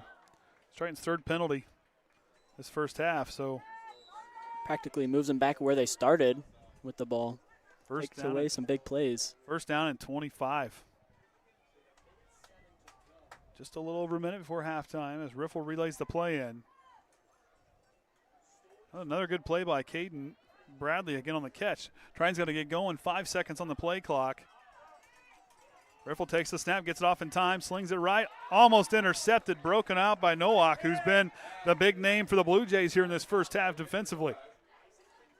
We'll see him just set up, just really extending those hands out there, not able to corral it in, but breaking it up so Isaac Quintana cannot get a hold of that. It's been all defense here in this first half after those first 2 drives of the game. Yeah, and Triton making some big plays, but you got to make sure to limit those penalties and not take away those big plays you create. Momentum, we talked about those drive killers. Now Overmyer's going to keep it. He's going to try to find his way through the defense. And McGowan going to bring him down. 3rd down and long coming up. Riffle again with that good fake. Getting Judson Blue Jays to bite on it, thinking Jayden Overmyer has it, when really he just keeps it for himself. Running a little option right back their way. Give them a taste of their own medicine, you call it. 3rd down and 18, gain 7 on the play. 33 seconds and counting. Riffle back to throw. Here comes the pressure. He slings it left. He's got Isaac Quintana, and he brings it in. Oh, he dropped it. Was that Cam? Oh, big drop there. Cam Callahan. Was that Cam Callahan? That was Cam. So was Callahan. We'll get another look at it here. Riffle with a great pocket. Good job there by the offensive line. Just really steps into that throw. Cam's got that speed to beat. Really stretching out for that one, and that's a tough one to bring in. Just hits it against his own body, not able to bring it in. Really beating himself up about that one. It's a great play. You had all the cards in your hand to take that shot. You do it again a million times, but it's never an easy ball to bring in. Overmyer to kick, late substitution for the Blue Jays. 20 seconds on the clock. Overmyer all day to kick, sends a high one in. Kind of spiraling, drops inside the 35. And what a play, Tyler Payton. Big special teams tackle there for the freshman. You love to see him get those reps there in the special teams, work his way onto the field in a starting position here in the future. Shows all that talent that he has, gets down there in a hurry, lays a big hit, not allowing any gain on that return. So we'll start from their own 33. See what they run here. 12 and a half seconds on the clock. They've got that and still a timeout. See if they can draw anything up here. All the DBs got to be staying back. Harper under center. Goes outside to Pradke. Pradke's trying to find the outside. Good downfield blocking. Gets pushed out of bounds. Still some time on the clock.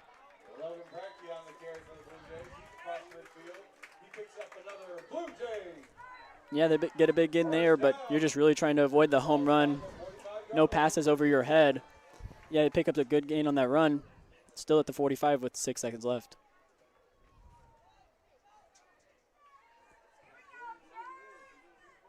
So Harper now, a chance, could see a heave here on first down with, like you said, 5.9 to go. Harper's going to send a man in motion as working outside. There's McGowan, and Quintana brings him down. And that's it for the first half. Blue Jays lead 8-7. So in all defenses, those first 2 drives, as we have noted numerous times here in this first half, a lot of talking will be going on in the locker room about offenses executing here in this second half. So we'll take a break, be back after halftime right here on the Triton Trojans Sports Network. Some see a student athlete working on his shot. We see a powerful lesson in persistence. Some see a student preparing for success on an exam. We see a student athlete preparing for success in life. Some see a student athlete working hard in the weight room. We see a future leader learning there are no shortcuts to success. Some see a start to a swim meet. We see the starting blocks for life. Proud to keep education in front of athletics since 1903. Some see a wrestling match. We see a 6-minute lesson in grit.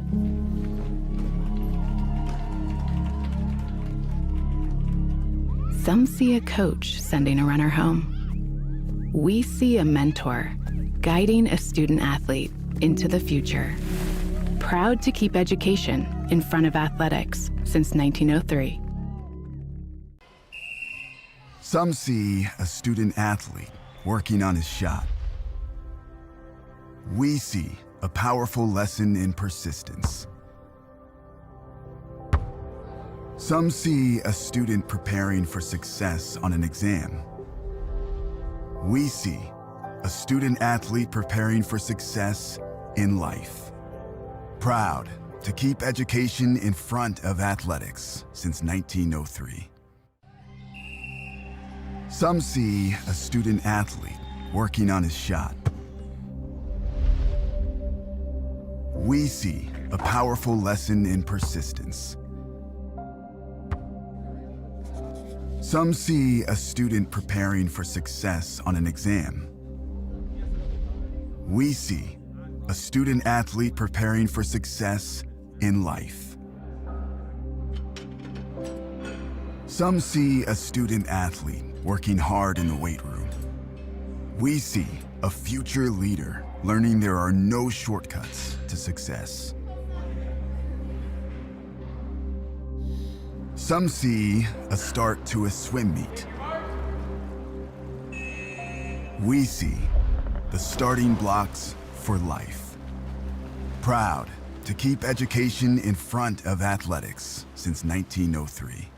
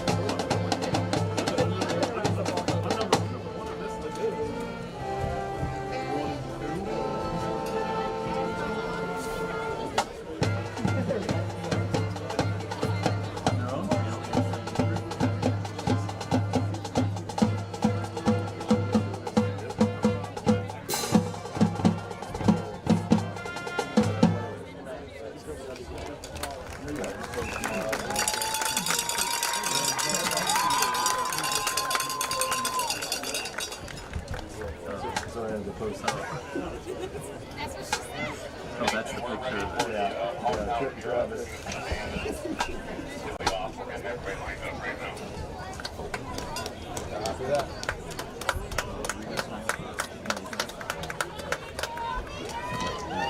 It's time for the Commissioner's Corner, an exclusive weekly conversation about Indiana high school sports with the Commissioner of the IHSAA, Paul Neidig. Now for an up-to-the-minute report about what's happening in the constantly changing world of high school sports, here's Coach Bob Lovell with Commissioner Paul Neidig. Welcome back, everyone. I'm Bob Lovell. This is our weekly conversation with the Commissioner of the IHSAA. It's Paul Neidig. And Commissioner, week 5 of the high school football season approaching us. We have a girls golf sectionals beginning this week.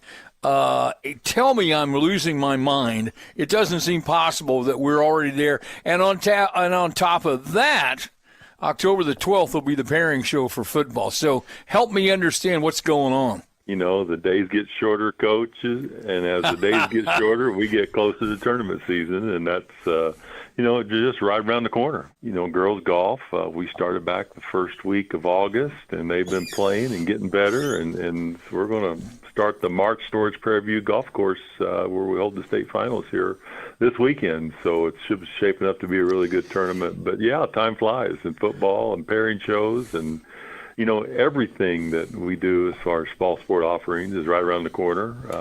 We're excited to get there, but the good thing is we're ready. You know, we plan every day for our tournaments and constantly have conversations with people who are going to host for us, our members, our great member schools. Let's see what kind of spin we can put on this year's chapter of IHSAA sports. If you want to be a real sports fan, you need to think about becoming a licensed official in the IHSAA. It's a shortage. It's a problem, not just here in Indiana, but across the country. So give that a thought. What can people do, Paul? Can they go to a portion of your website and find out how to get involved in becoming a licensed official? Yeah, the easiest way is to go to ihsaa.org, and there's a tab at the top of the page that has the word officials on it. If you simply click on that officials, it'll start walking you through the process. And you know, we encourage people. We love to play the game. And one way you can always stay connected is becoming an official. And we've got, I constantly hear from officials about how much they enjoy it, number one, but how close they've become to other other officials. And it's really kind of it's a neat group of guys. I mean, they play golf together and they learn how to become better officials. And I know some that even travel together when they're going on vacation. They become that close with other officials. And I always tell people, you never have to quit playing the game. You just got to do something different. Some people coach it, some people watch it, but the best thing to do is go out and officiate these contests. We've talked about a lot of things. You're on the road still, meeting with your constituents around the state in your annual fall meetings with schools. I'm hopeful that continues to be successful and beneficial for everybody with everybody involved. It is. It's so important for us with 410 member schools now for us to get out and meet with each of them. And we travel to 8 different spots around the state over a 3-week period of time, and we want to present information, but also we want to be on a listening tour. And whether we're talking in the hallway before or after or during the meeting, it gives us a chance to touch base with our membership because not all of our schools look the same. And if you're at Shakamak with a 1A school, it looks different than if you're at Carmel High School here in central Indiana. We continue to march toward the end of football. Week number 5 is upon us as we speak. To this point, you and the rest of your staff have done a masterful job of handling the weather. Yeah, we're very fortunate. Weather is certainly something that's very important to us.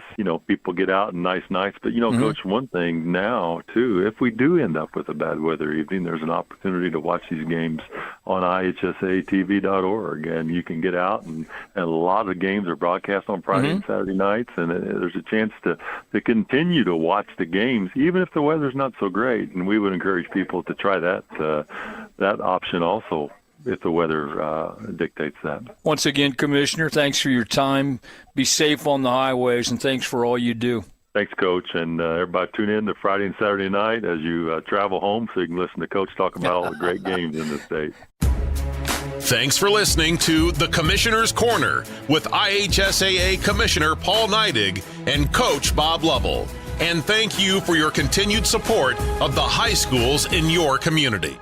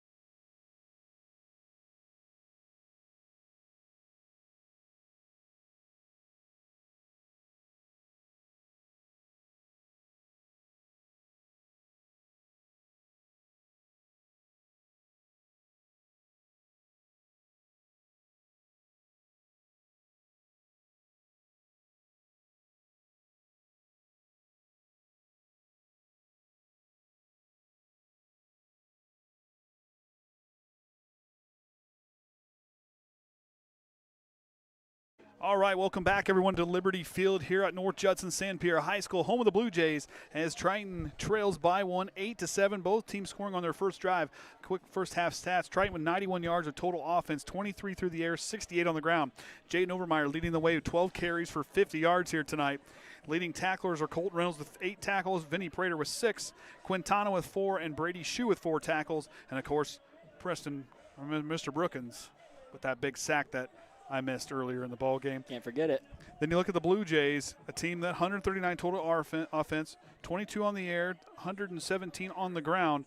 And when you look at the big man there, of course, Evan McGowan, 71 yards on the floor, on the ground for those guys. So, and of course, that 44-yard touchdown score he had early in the game. North Judson leading the way with 14 minutes and 44 seconds of play time. The Tritons 9-16. Here in that first half. So winning the time of possession, both sides really need to execute. If you're Triton here trying to go forward, what things if you're Coach Barker trying to get changed up before we get ready to walk into the second half? I think you just got to don't try to get too fancy with it and just settle into what you're good at. And you saw the offense settled in, had a good first drive, and able to put some points on the board and answering when they have the penalties their way. Just do not make those silly mistakes. We cannot have ourselves get pushed back after we make a big play. We see that happen a couple times there in the second quarter. Just settle in. It's a one-point game right now. We're doing a lot of great things on defense, and let's just get our offense back going. Of course, as always, since we missed in the first part, North Judson wearing their home blue uniforms outlined in gold, outlined in white, gold helmets and gold trousers out there tonight. Triton in their away uniforms, white, blue numerals outlined in gold, blue pants, and the blue helmet with that double-stack T on there. And that uniform description sponsored by Bourbon Mini Storage for all your storage needs right here in downtown Bourbon. Got 3 locations out by the former UPS, and then we do have that one in town. Got 5x10s, 10x10s, 10x20s, and 10x30s available.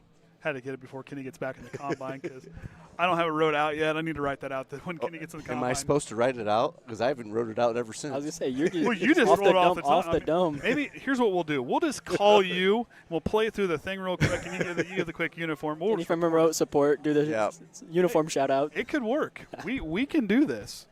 So, but at the same time, it's back to football. You see those two defense really step up. Both offenses kind of sputtering. I mean, we saw 2 big drops. Blue Jays had 6 points, dropped theirs. Cam Callahan got off his fingertips, just kind of lost his footing there on the way to that football. For these two sides, it's going to come down to composure and minimize the mistakes. We talked about drive killers with those penalties. Triton was on the receiving end of those, and we saw there at the end of the first half. Yeah, and then just continue to settle in and be aware of those special teams. And we've saw both sides have some trouble with getting the punts off and then securing the punts correctly. So just cannot allow each other to get good field possession and just allow your defense to have plenty of room to work and allow them to stop the offense and then get the ball back in your own hands. Triton with 5 first downs there in that first half. 2 of 6 on third down. The Blue Jays 6 first downs, 3 of 9 on third down. So both defenses doing a great job on third down. Yeah, and defense has been the name of the game since we made the wrong call and called it an offensive match out here tonight. They proved us wrong in an instant, and broadcaster's curse may be broken. Well, we sit there, and Kenny said it best. We thought it was going to be an offensive blow. Hey, started right out. Well, and both teams moved the ball so efficiently down the field in their first drives, like thinking, okay, here we go. Yeah, it's going to be a slug out. So we'll find out who wins that slugfest here in this second half. Blue Jays will send it away. Triton will start with the second half kickoff as they'll receive that one. Pradke to send it away. Gayheart, Prater, and Gavin Riffle back to return. The last time the Blue Jays kicked, there was a false start on their team, moving them 5 yards back. And Pradke has a leg. Trots his way and sends a nice kick down the field. Vinnie Prater's going to lose it. He's going to pick it back up inside the 15 at the 11. He's going to take off, and the Blue Jays cover it well as he gets about 10 yards there on the return. And again, we just have some issues with trying to corral that football in. Sometimes it takes a little irregular bounce, not able to corral it right away. But you start past your own 20. See if they can settle in and get that offense moving once again. But both sides, I like their play calls. They were good play calls. It's going to come down to execution for both offenses. Yeah, sometimes it's there, and you kind of just force the defense to stop the run, and then you run something else against them. It's just got to get the timing there. First down and 10 from their own 23-yard line. Riffle goes up to the belly there to Overmyer. Overmyer fumbles it, but it gets a lucky bounce right back his hand, but it breaks free again. The Blue Jays pick it up. Christensen recovers the fumble. We'll get a look at it there and getting some takeaways and get the offense back on the field for Judson. See him met right there and just a little strip. And then again, they see it's capable of coming out, so they're trying to punch at it as hard as possible. Able to force a takeaway right there. And a huge swing for Triton. You think you're getting the ball, start the second half, lose it on their first play. And the Blue Jays will start in the Triton red zone. Defense is not new to this. Goes to Pradke up the middle, and Brady's shoe. And Colton Reynolds combined for the tackle. Brady Shoe almost taking down both of them at the same time. Whatever it takes to bring him down. But yeah, if you're the Trojan defense, this is not new territory for you. You know, with your back against the wall, you got to just continue to stand tall, stop their offense. Do not let them punch it into the end zone off that takeaway. Harper trots the play in. Gonna send a man out left. That's Brody Bridegroom out left. Harper going to move. He's going to send McDaniel in motion. He's going to hand it off to McGowan, who goes up the field for a nice gain there on second down. Third down coming up. You see Jayden Overmyer meeting him right there at the line, but doing a good job of getting that hand down, keep your balance, able to fall forward for an extra couple yards on that. Good job there by him. And, yeah, if you're the Blue Jays, you get a big takeaway there for your defense.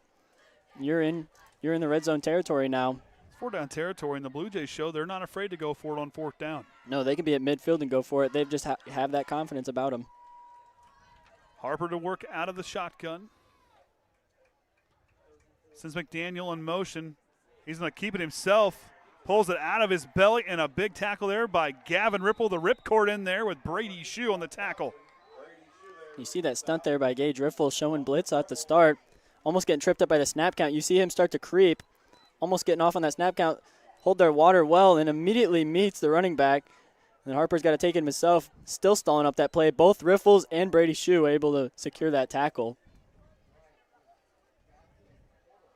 So 4th down and 8. Could be another tremendous stop for this defense. Big spot here. Harper from the Triton 18-yard line takes the snap, steps back to throw. Looking left, he's leaving it up in the end zone. No good, incomplete. And that will end the drive there, and Triton will start from their own 18. Get a look at that here. Get some good time in the pocket, able to step up. Just miscommunication on the timing and where to place it. Not quite as deep as he threw it. Another great stop there by the Trojan defense. Continuing to answer when they're called upon. not getting frazzled by the objective ahead. So Triton fumbled on their first carry. A quick substitution going to bring Gayheart in for Gavin Riffle. Of course, Gavin debuting his nickname tonight. It's been long overdue. Long overdue. It's my bad, Gavin. Stacked backfield for the Trojans. Riffle going to hand it off to Jayden Overmyer, who goes up the field for a good game there on first down. That's what you need for Triton. Just settle in, get some good gain on that first down to make it much easier for those subsequent downs. And just really give you some room to play with in the playbook as well. Can't get too limited with what you can call. Should be a gain of 6 on the play. The 18 to the 24, so. Some half yardages in there. Riffle back to work. Feeds the bell cow, and Jayden Overmyer and the Blue Jay defense sniffs it out, maybe a yard on the carry. See the Blue Jays scraping along that line well and meeting him in a hurry. Nothing wrong with running it. Same thing back to back. But they're not going to let it get big yardage on them twice. So 3rd down and 4.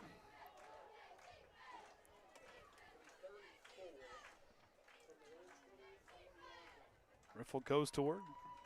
Offense breaks the huddle. The Blue Jay front line has played well here tonight. So has their linebacking crew. Always good at flowing. Riffle goes back, slings across the middle, and a dropped pass there by Quintana. Again, not able to connect. Forcing the Blue Jays up. They've got all that pressure coming. Just a little low as Isaac Quintana is. He's quick. He gets down the field in a hurry. Got to bring that pass up a little bit. Incomplete, so they'll force a punt for the Trojans. Burning about a minute and a half off the play clock. And again, like we talked about, some great play calling, and things are there. When they see a lot of pressure, then you just throw those little dumps. Just got to get the execution down. Bad snap, and the Trojans get it away. Overmyer with the kick hits the 50, and it takes a Triton roll inside the 30 to near the 25 is where it will stop. And that's where the Blue Jay offense will head out to go back to work. How many country rolls did that one take? Dozen.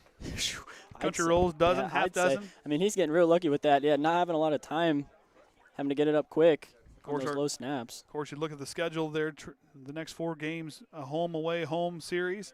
North Judson back next week. We'll be at home against Caston, and then we'll be at Pioneer, and then hosting North Miami, and that's the end of the regular season. As we're getting past the halfway point here, then it's sectional play. And that could be a whole nother ball game of where we're going to end up. We'll be potentially eastbound and down or southeast and bound and down. They send us wherever. They send us wherever they say to go. Blue Jays from their own 25, first down. Outside they go to the toss play to Pradke. Pradke gets brought down. Isaac Quintana with the tackle for a loss of 1 on the play. Just another great job there by him. Hopefully some of my junior high boys are watching and can take notes on that. It's not an easy thing to set the edge and stand tall like that. Quintana was kind of set as a defensive back to start there, and they kind of moved him down to the outside linebacker role. He's done a great job playing outside linebacker, and Colton Reynolds there with some encouraging words to him as well. Yeah, it's not an easy place to be. You have to defend those short passes, stay with the long passes, sometimes in different formations, and then always be ready to stop that run on the outside. And we see teams get to the outside edge, they get their speed, and they get a touchdown. 2nd down, 11. Goes outside to Pradke again. He hits the hole hard, and Triton's front line standing big and tall, trying to wrap him up and bring him down. They'll stop the play dead at the line of scrimmage. No gain on the play. You see Kyle Cummins a little slow to get up. Vinnie helping him up. A little shaking up there, making all those big plays. And he'll get a sub. We're going to send Dominic Bradley in to check in for him. Hopefully he gets a little water and he's right back to himself. Say Kyle Cummins is one tough dude. He is not going to want to be done. He might have just got the wind knocked out of him. Kind of looked like the Illinois coach over there momentarily. 3rd down. 10 for the Blue Jays. Man in motion. Harper goes back to throw. Has all sorts of time. Here comes the pressure. Slings it with the sidearm pass. He's got Nowak. First down and more. Nowak still on his feet. 40, 35, 30, and that's where he gets brought down near the 25, about the 27-yard line. What a play by the Blue Jays. Yeah, we get another look at that, and This is something you cannot afford. Allow him, Harper, to have all that time and no pressure. We've got all the things covered, but it's hard for a DB to stay in coverage for that long. Eventually somebody's going to find a way open, and he does right there. Harper able to connect right there and makes Gavin Riffle miss. But don't worry, there's 2 Riffles out there on that field. The other one lays a nice clean hit. What a play by the Blue Jays. A field flipper there on 3rd down. Cord Atkinson sends in the play to his defense. 1st down and 10 from the Triton 27-yard line.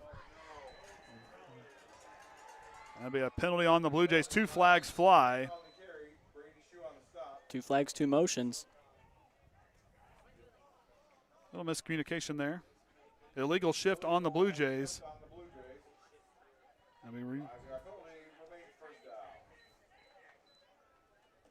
And it's tough with all those motions constantly happening. You get a little mixed up on which side's supposed to go first. There's a lot of movement going on out there. And sometimes they'll run that counter. They'll send a motion one way, send the other wing back the other. When we run these plays against our defense as a scout offense, I have to run the quarterback position, and even I was sending them both in motion accidentally. It's not easy. Well, there you go. Spoken like a true coach there. Man in motion, he goes outside to McGowan. McGowan trying to cut upfield, and the Triton defense, Colton Reynolds and company, bringing him down. Colton Reynolds and Vinnie Prater combining for the tackle.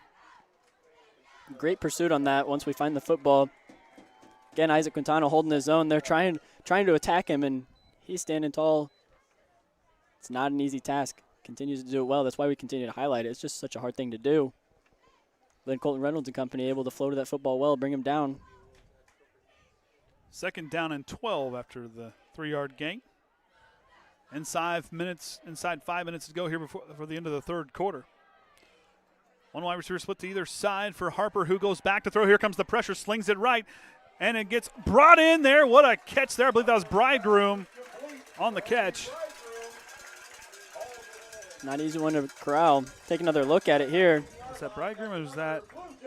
And a couple. And then just not quite in range of Quintana to go on him. It's a tough spot. You got to plant your foot and immediately help get to that flat position. You got to guard all the way to the sideline.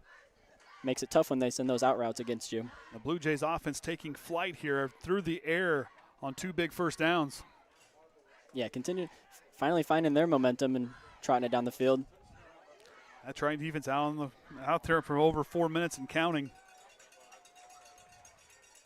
It's not an easy ask. So McGowan in motion, cuts back inside that blocker, and the Triton defense reads it well and takes away the hole. No gain on the play.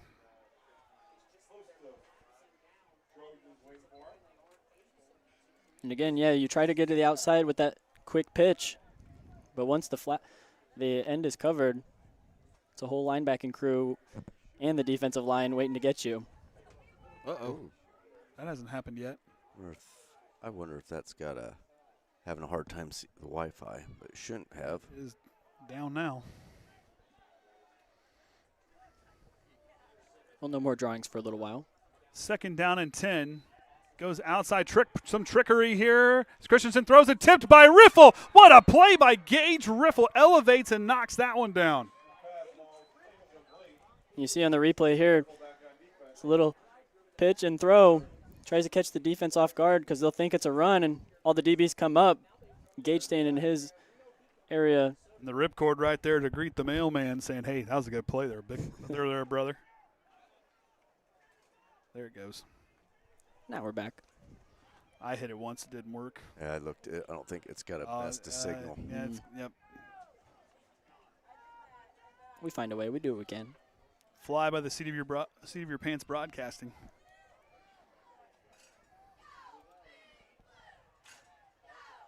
McDaniel in motion. Harper going to go outside to McGowan, who slips, lost his footing. Overmyer there to touch him down.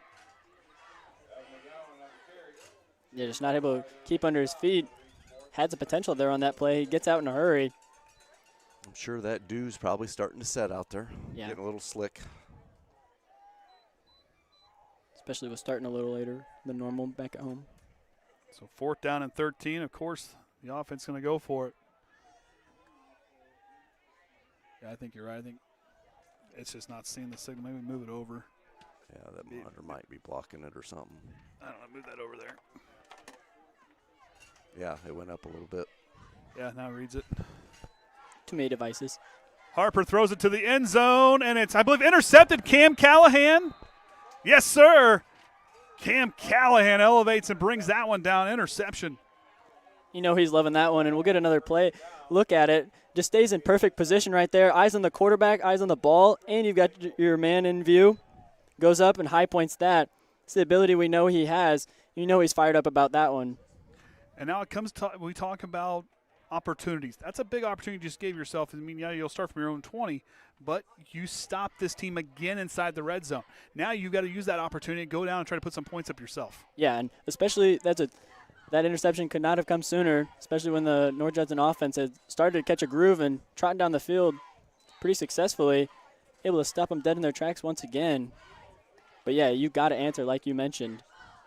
Cannot go 3 and out here. Thought we were in good shape and moved it down. You might have to hold it, Braden. Yep.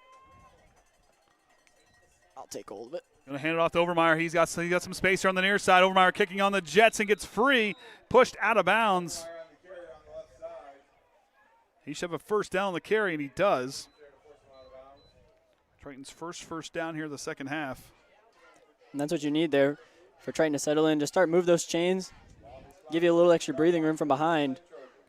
Now you can start settling in, continue to make those big plays. There's a lot of things there and available. Just got to get the execution down. See how that works. Is it a little heavy? Oh, no, it's all right. It's heavier than that piece of paper you were holding. Yeah, it's all right. You play middle linebacker. A little workout. Didn't hit the gym yet today. All right. Riffle back out of the pistol.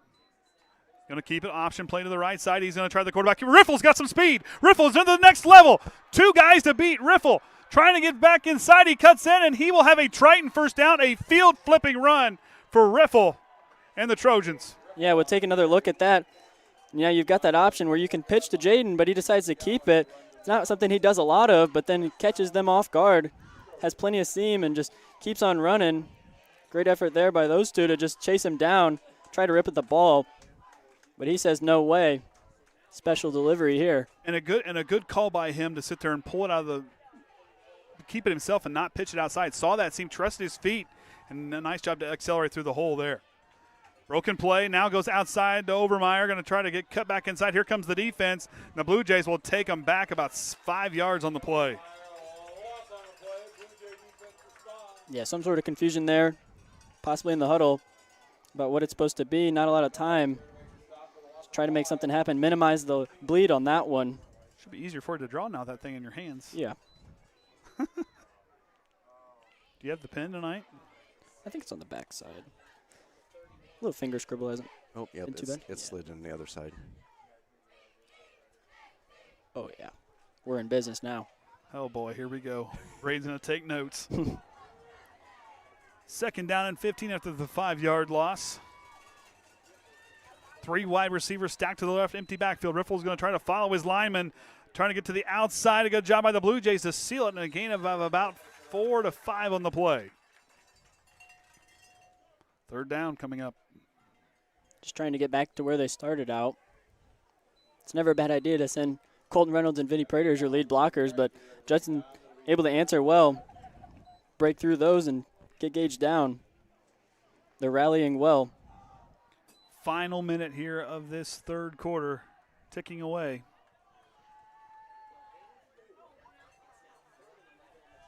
Now Triton with offset back formation as Riffle works out of the pistol. Goes to Overmyer trying to get upfield, and the Blue Jays sniff it out on the line again, pushing back 3 yards. They continue to rally hard to the football. Blue Jays on that in a hurry. Andy Barker says, well, we're down here on this end of the field. We might as well go for it.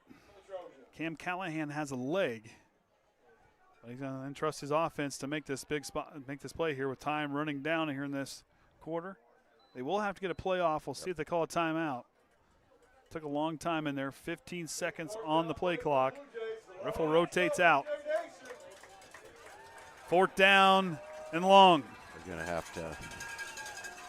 5 seconds on the play clock. 3 seconds. 2 seconds, and Riffle gets the snap off. He's going to roll right. Going to come back to the near side. Has time to throw. Trying to send a man deep. Sends it to the end zone. He's got Callahan. 50-50 ball. Incomplete. Blue Jay football. And that's here where the playing on the road can get tough. You got all the crowd against you. It's loud. You got time ticking down. You're trying to scramble around. You don't have a clean pocket at all. Try to call out your man who can high point it, but you got 2 defenders there. Another good stop there by the Blue Jays. So that's the end of the third quarter. We'll take a break back here after this on the Triton Trojan Sports Network. Some see a wrestling match. We see a 6-minute lesson in grit.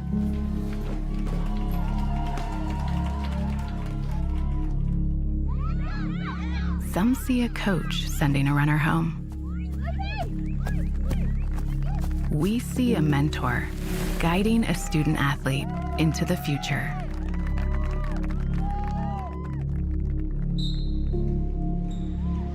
Some see a volleyball match. We see a student athlete learning how to be poised under pressure.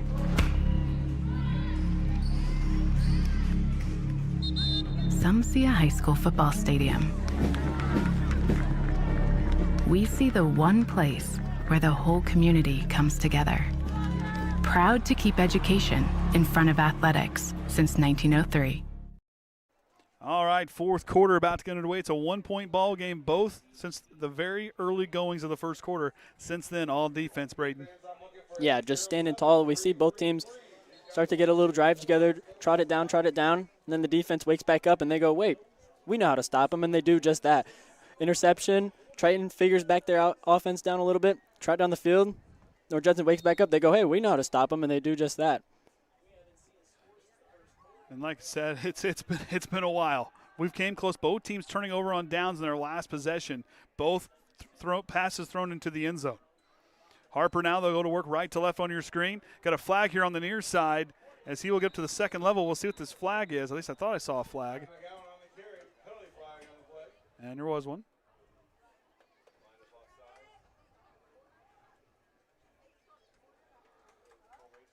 And the flag will be on. Illegal shift on the Blue Jays. Illegal shift to call on the Blue Jays. It'll be a 5-yard penalty. Replay, first down. And those things happen when, you said it earlier, you got a lot of moving parts on your offense. Those penalties can happen. Everybody just got to make sure they're set, and if you're supposed to be going in motion, you do. If you're not, you are set till that ball moves. Sets them back a little bit. So moving back to their own 20. Harper under center, one man in the backfield as they're going to send Pradke in motion. They're going to go to McGowan, who only gets a couple yards to play. Greg Bradley kind of on the top of that pile, but I believe Vinnie Prater in there on the tackle for the Trojans. He does a good job of fighting against that down block.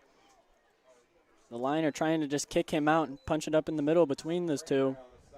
He does a good job of fighting off of that and just closing up that gap in a hurry, allowing no room. Rochelle 230 watching. I have no idea what that is. Can't see it real well. Second down and long for the Blue Jays as McDaniel goes in motion. Fake pitch, he's going to sling it to the right side. He's got a man, it's Pradke.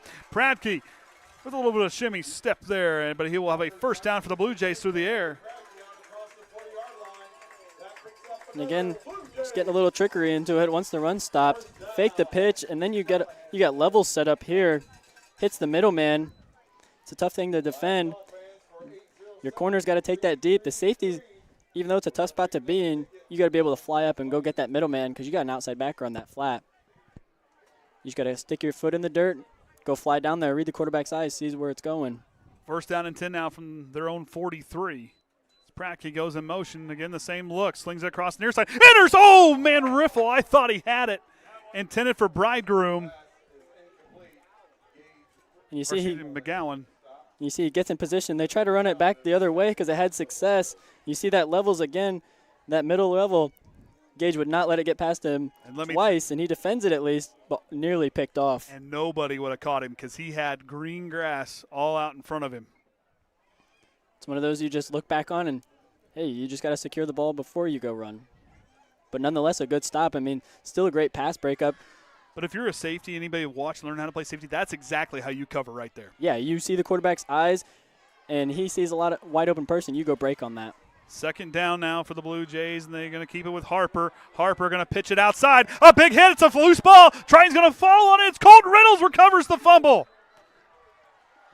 A late pitch by Harper goes outside, doesn't quite get there, and Triton will get the loose ball. And you see Gage has vengeance on that play. Go, quarterback keeper, gets just outside of Vinnie, trying to go chase him down. But then you see Gage Riffle right here coming downhill in a hurry and delivers that hit while the ball is still in the air. Absolutely lays him out. Gavin trying to make a play, and then eventually Colton Reynolds is the one to fall on it. Big takeaway there. So right here we talk about opportunities. Another one for the Trojans here. On defense, you've got to get some points here because this time is running out, and it's going to come down who blinks last. Yeah, and or blinks first here on this here in this game because defense is going to play in wide eyes. Everybody's getting dry eyes out there as the defense not blinking. Miss time play. Riffle's going to try to get the outside. A flag on the play. Might be a hold here. Good sportsmanship with Charlie Warsham. Helping up number 65, Evan Curley.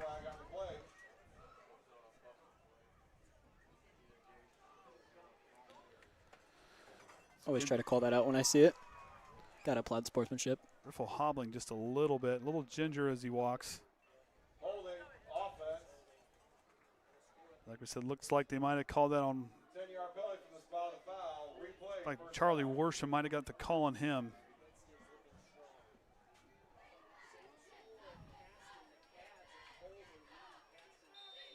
So I'll move that back, be first down and 20.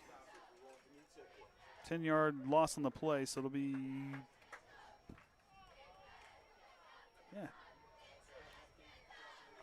So first down and 20 now. 22. Yeah, after the extra loss. Yep, forgot about the extra loss there. So deep in their own territory on this one, another flag on the play. He gets it to Quintana, a late hit. We got a Blue Jay down. We'll see what this flag is here. And a flag on the far sideline. Things starting to get heated between these two sides. So we have a player down for the Blue Jays.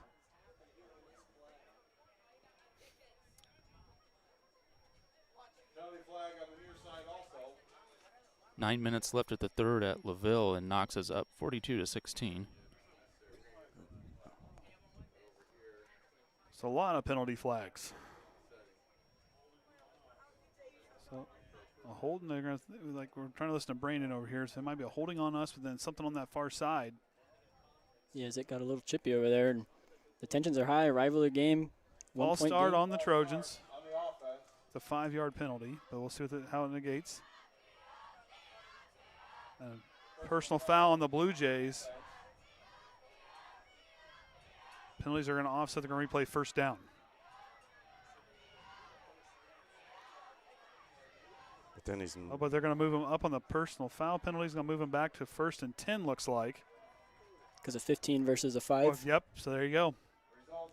Look at you doing math. Officiated a couple of Little League games once. Well, that's more than I have. Halftime at Caston. Caston leads 7-6 against Culver Community. So Triton breaks the snap as they head to the line of scrimmage. First down and 10. A little over 10 minutes to play here in this ball game. Going to go with a bunch formation in the backfield. Riffle's going to go to Ryder, Gayheart, and the defense there to greet him quickly. They bust right through the line, a loss on the play.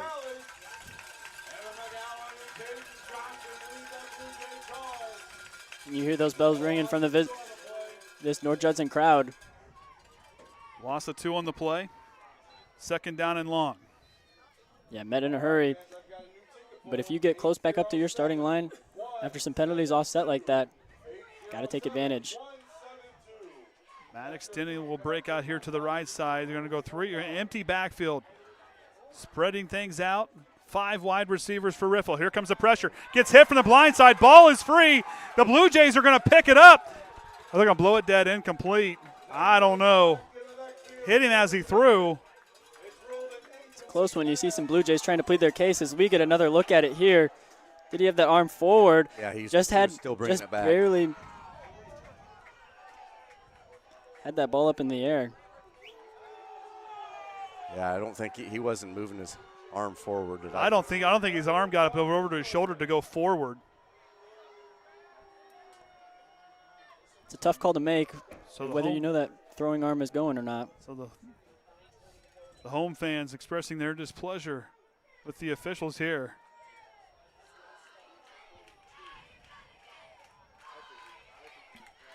There's a barn burner at Bremen. Lions are up 15-14. There's 4 minutes left in the game. Whole bunch of 1-point deficit games here tonight. All right, here we go. 3rd down and long, and now the home crowd's into it for the Blue Jays. A big spot in this ball game. Snap by Riffle. Here comes the pressure. Slings it to Overmyer on the near side. Cuts back in. The Blue Jays read it and force 4th down.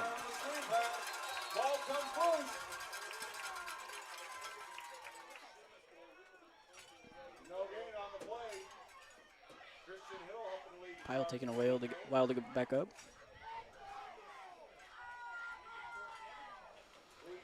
Yeah, he was down.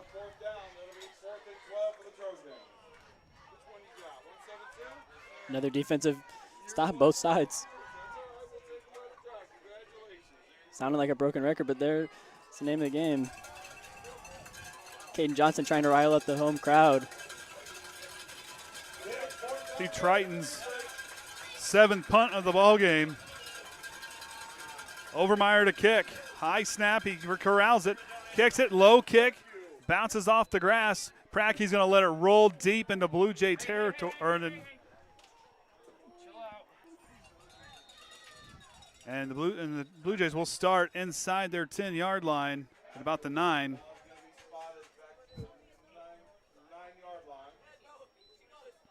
But yeah. It's bottom of the 9 or the 8? Look the 9, yeah.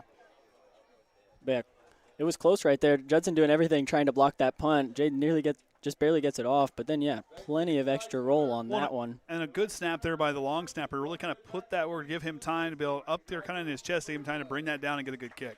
It's a tough spot to be in, too. It's got to be perfect there on that snap, and it was good enough to get it out. Low-scoring defensive game here in this ball game. Neither side has scored since their first drive of the ball game. Outside it goes to Prattke. He finds the corner. Prattke up the field, and he'll have a first down for the Blue Jays.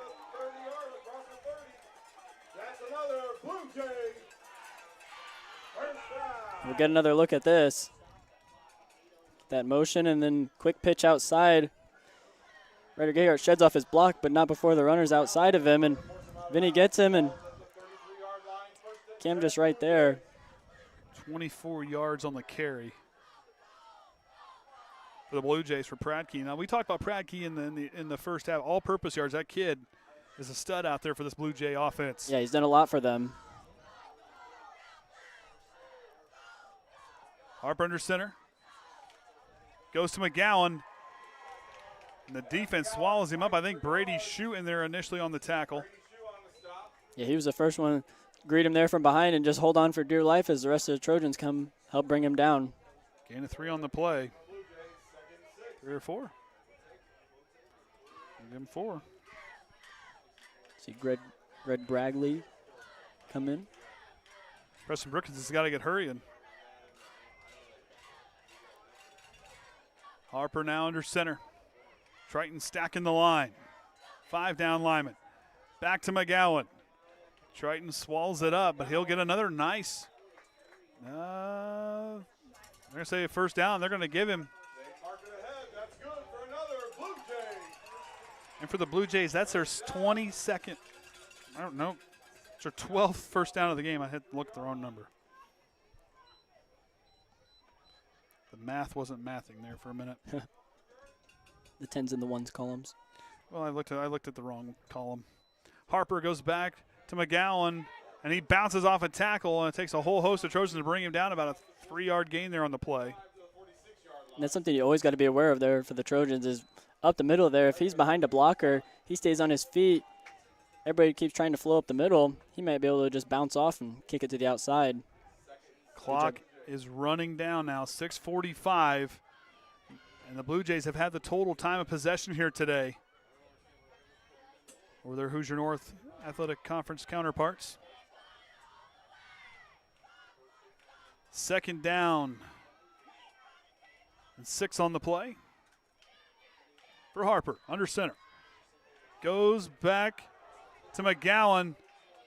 He's going to cut inside, and they're going to give it to him.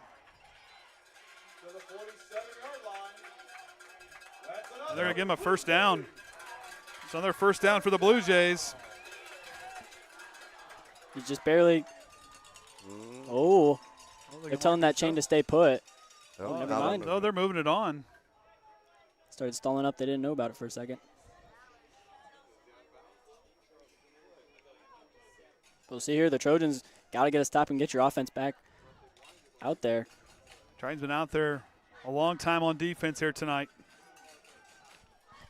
Harper under center. Since McDaniel in motion. Back to McGowan, who has a seam, and he goes up the field quite a ways as the Blue Jays with momentum here in the fourth quarter, picking up their third first down here on the drive. And the Blue Jays all sorts of fired up. You see McGowan trying to, get that home crowd riled up, get those bells a-ringing. Triton's got to fight against that. They're on the road here, big game against your rival, down 1 point. Can you find a way to stop them? First down and 10 as they're in Triton territory, working from the Trojan 36-yard line. Back to McGowan. Preston Brookins brings him down. Vinnie Prater tries to rip away the ball. Triton saying they have it, but they're going to blow him dead. They're going to blow the play dead, rather. That's what you need there from your defense. Court Atkinson definitely telling them to try to get that turnover. Once one person gets there and wraps him up, everybody else has got to be trying to rip at that football as he brings him down.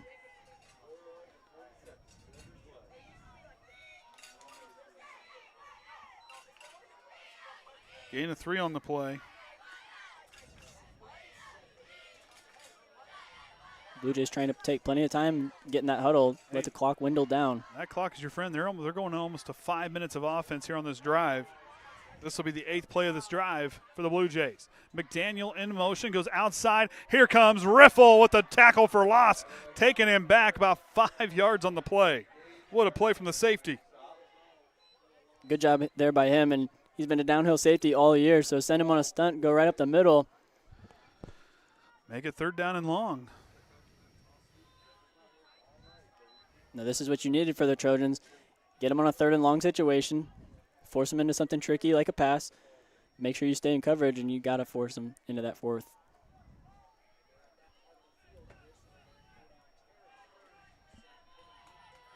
Third down and long for the Blue Jays. Harper under center. So if they throw a little bit of passing play as Harper has a man deep. Thunder throws him. Fourth down coming up. Incomplete. Looks like a little miscommunication there between the quarterback and the route combos. As we take another look at that. It's in that motion. Little play action drop back. And just no one around. Big conference game here. Can't leave anything. Oh, they're going to decide to punt. They're going to make this Trojan defense or offense beat them here. And I like that call there. Just try to pin them deep, force the offense to go that whole way. Your defense has done a great job all night. Well, they might call timeout and swap again. You never know. We saw somebody do that. After the crowd kind of probably got into it. Time to kick. It's a deep kick end over end. Overmyer's just going to watch it. And look at the coverage by the Blue Jays, stopping it. Inside the 5-yard line is where the Triton offense have to work from their own 3. You have 97 yards to go to pay dirt. That's a long way to go. 4 minutes. How bad do you want it? See what you can draw up, and you got to execute it as good as you can. Best of your ability. It's got to be near perfect here on this. Well, as they say, this is where they separate the men separate the men from the boys. How bad do you want it here in the late goings of this ball game? First and 10 from their own 3. Offset formation in the backfield for Riffle. Going to sling across the middle, too tall for Maddox Dennie. And Maddox Dennie down. He gets back up to his feet.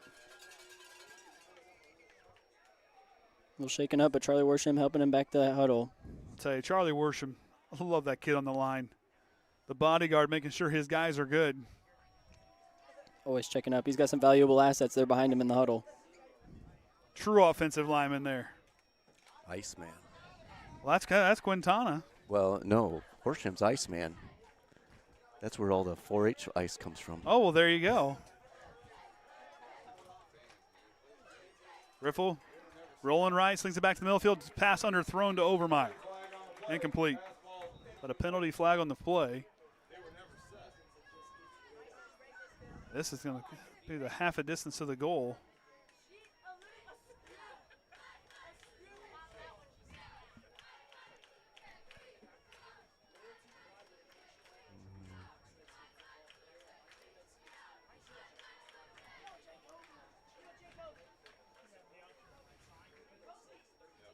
They're going to decline the penalty, so 3rd down and long.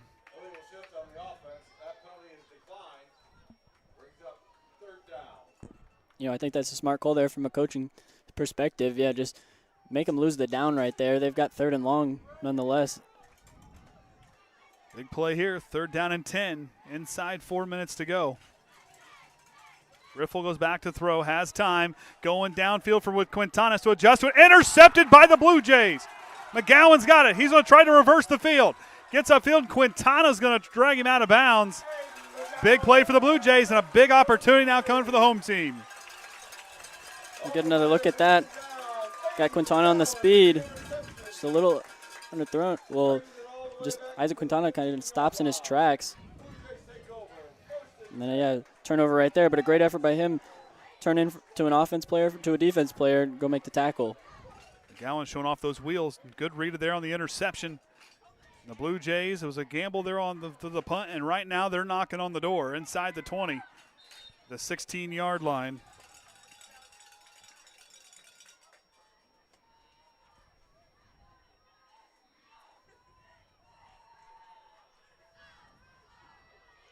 Harper under center. Sends Pratke in motion. Goes to McGowan, and the Trojans read it quickly, but they're going to say that the Trojans say that it was a fumble.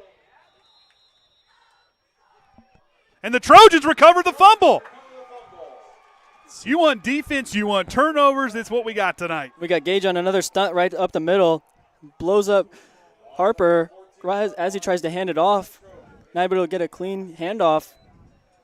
Able to get a takeaway. Great call there on the safety blitz. We can see it from Cayden's view. See if we can get a better look at it. Just blows him up. Ball keeps bouncing. And Trojans are right there. Brady Shue kind of scooped it there. Yeah. Made sure his team got it. So Triton with an opportunity, 3:32 to go in the ball game with the football deep in their own territory after recovering the fumble. 2 wide receivers stacked to the right. A mishandled snap. Riffle lost it. He's going to have to get rid of it. It's going to be a safety. And the Blue Jays extend their lead to 3.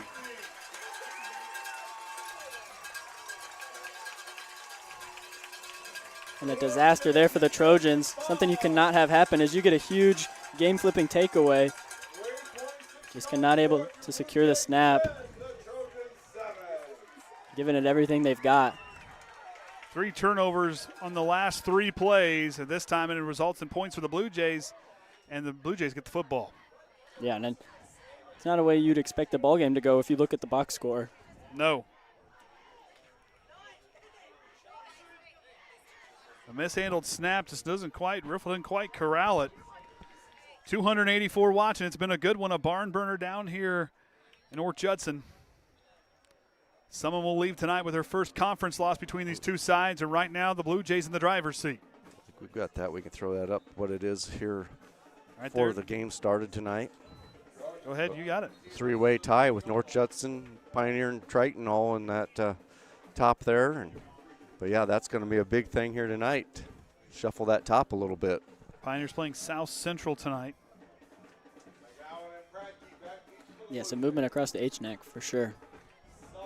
So Sullivan to kick. And the one thing for the Blue Jays that has really played in their favor is how this team has controlled the clock here tonight. So Sullivan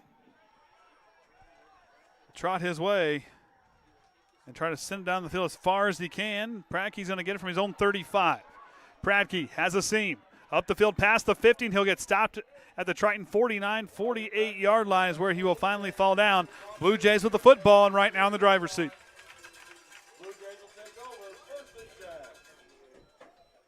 And for Triton, you just got to stall them. Do not allow them to get any first downs. You do have 3 timeouts in your favor.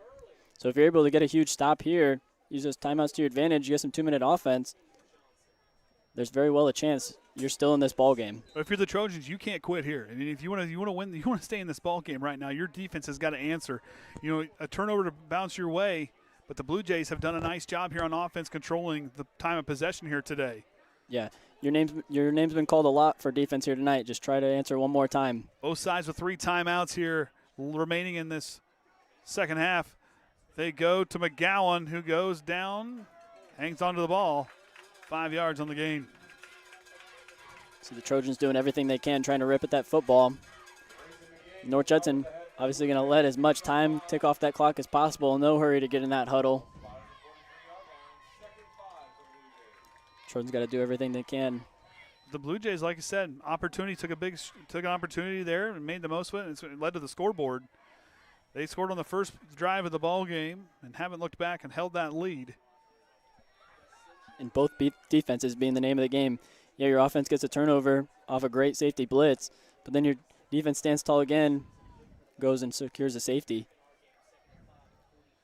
Harper now goes back to McGowan, who fights and rumbles. They're on the carry. I missed that. That was Grayson McDaniel on the carry, and he has another Blue Jay first down. And he's slow to get. Look, Gage Riffle helping him back to his feet. We have another player down. Looks like McGowan here on the near side. Like everybody's cramping. It's been a hard-fought game, a lot of stress, a lot of pressure. Leaving it all out there. Yeah, the cramps are starting to finally settle in. So timing on the field is it will stop there. Yeah, it's not been a lot of those water breaks. No. Won't get mine until we get back to the truck. Yeah. Yeah, there's nothing up here, is there? No, I didn't see anything. We didn't take advantage of halftime. No, we're too busy chatting. But, of course, join us next week. Be back at home against Caston on Friday night. Yeah, we can throw that back up there. See what all Ryan's going to want to stream next week. Of course, we'll have a home volleyball game on Thursday, right? Yeah, that'll be our next varsity. And that'll be the last varsity home game for the year for volleyball. Oh, senior night's next Thursday. Senior night's next Thursday. So we'll have that. It's flying by so far. Junior high football is at home next week. Cayden plays tennis tomorrow. Tennis sectional starts next week. See what cross country. Cross country's going HNAC, here. I think, is tomorrow at Winamac.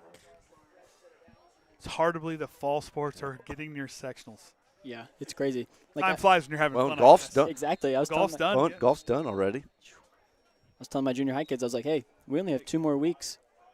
You know, and Cayden's kind of upset tennis is in it because I'll tell you that tennis team, Coach Linville and Coach Gardner's got quite a group. He was talking to me about his match Monday against Bremen. He's trying to get his get back. He said he lost it the first time against them. Yeah, he is. Yeah, so he gets a rematch against the guy against Bremen. So we'll see how he does tomorrow, how Cayden gets along. So Blue Jays trying to get set. 1st and 10 now. And a flag on the play as false start on the offense. Move them 5 yards back. Saw a little bit of shift in there, and then just not everybody quite set. Gets off before the ball. Pushing back for 5. This will be 1st down and 15. 2:24 to remain in the ball game. And if you're the defense, I mean, that's what you like to see. Push them back as far as possible. Allow yourselves a chance to stop them. And just try your battle against the clock at this point now. The Trojans with two timeouts remaining, 2:26 on the game clock. The officials add 2 seconds on to the game clock. There they go.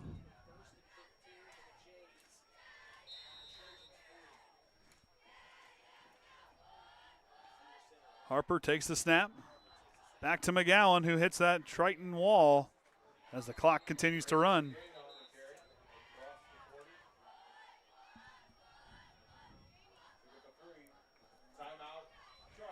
So Triton will take their second timeout. They will have only one timeout remaining. No 2-minute warning in high school football. Yeah, you don't get that extra stop. Right now, the Blue Jays in the driver's seat.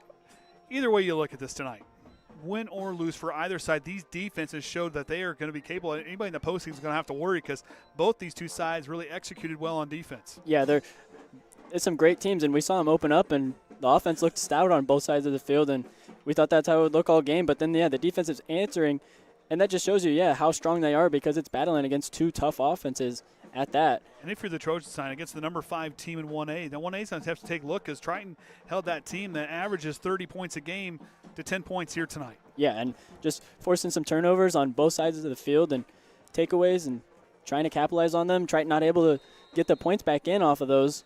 You know, and we talked Wednesday night about, Triton kind of had that favorable schedule. We talked about having to split those first 2 games there to kind of give yourself some success, to give some momentum towards the middle of the year. This team is starting to find themselves.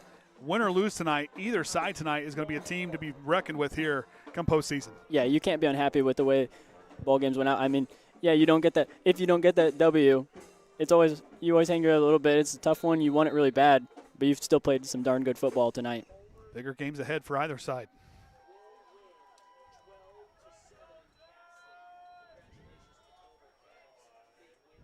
Oh, the Cavaliers beat Caston, I just heard. And they'll stop him there, and Triton will take their final timeout, 3rd down and long. So Triton cannot stop the clock anymore tonight. 2 minutes, 11 seconds. The Trojans need 2 huge stops and a miracle to go down and score a point. 3 points, more than that. And it sounds like the whole HNAC has been neck and neck games here tonight. Well, if Caston, as they said, just set down our way from there, the Caston beats or loses to Culver tonight. A low-scoring game. That was at Caston, so Caston, big win for the Cavaliers. Anybody on the HNAC can battle. Let me tell you, we said it wasn't easy in the pregame. No. This conference is not an easy conference. Yeah, you can look at some of these records, throw them out, because each team's going to treat these games like it's their Super Bowl. Yeah. North Miami beating up on Winamac 44-14 tonight. So the Warriors picking up another win in conference play. The Warriors versus the Warriors. Yeah, there you go. The Warriors Cup there. So now Winamac will improve to 2-2 in conference, 4-2 on the year.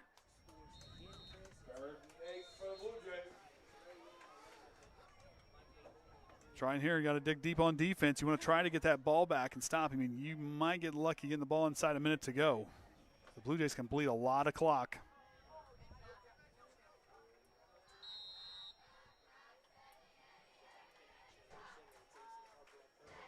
Triton gonna jump. Must have got back in time, but McDaniel's free, and that is going to end the ball game. A big first down. The Blue Jays are going to stay perfect in conference play after that one, barring anything. So they should be going into victory formation here.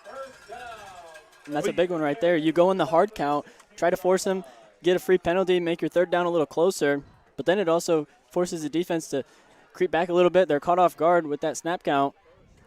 Don't fire out full steam ahead to stop that run up the middle. And you look at these two sides tonight. Right now, Blue Jays seem to have the game in hand, but no timeouts for the Trojans side. Basically, victory formation, a pair of kneels here, and that'll be it. But you look at Triton, how you battled on defense. Yes, the offense, got to clean some things up. Got to get some more things, got to find yourself in rhythm and be a little more consistent on offensive side. That just goes to show how well this North Judson defense played here tonight. Same thing for Triton's defense. They held a high-scoring offense to 10 points only tonight. Yeah, and just being able to answer, and your defense was called on quite a bit. I mean, they were on the field for a very long time here tonight, and sometimes special teams put them in tough positions with North Judson in their own red zone to start and then standing tall and stopping them there. I mean, that's got to be some good takeaways that you can be proud of from the defensive side of the football. And the Blue Jays will extend their all-time record 11-4 over the Trojans, picking up their 6th win here at home against Triton. As they're going to let this one just tick away. About 15 seconds on the play clock. 2nd down and 4, but it's victory formation as they look to kneel it. And they'll kneel it there. And that is going to do it. Blue Jays are going to win here in a thriller, 10-7. Both teams scored on their first drive. It was Overmyer for the Trojans.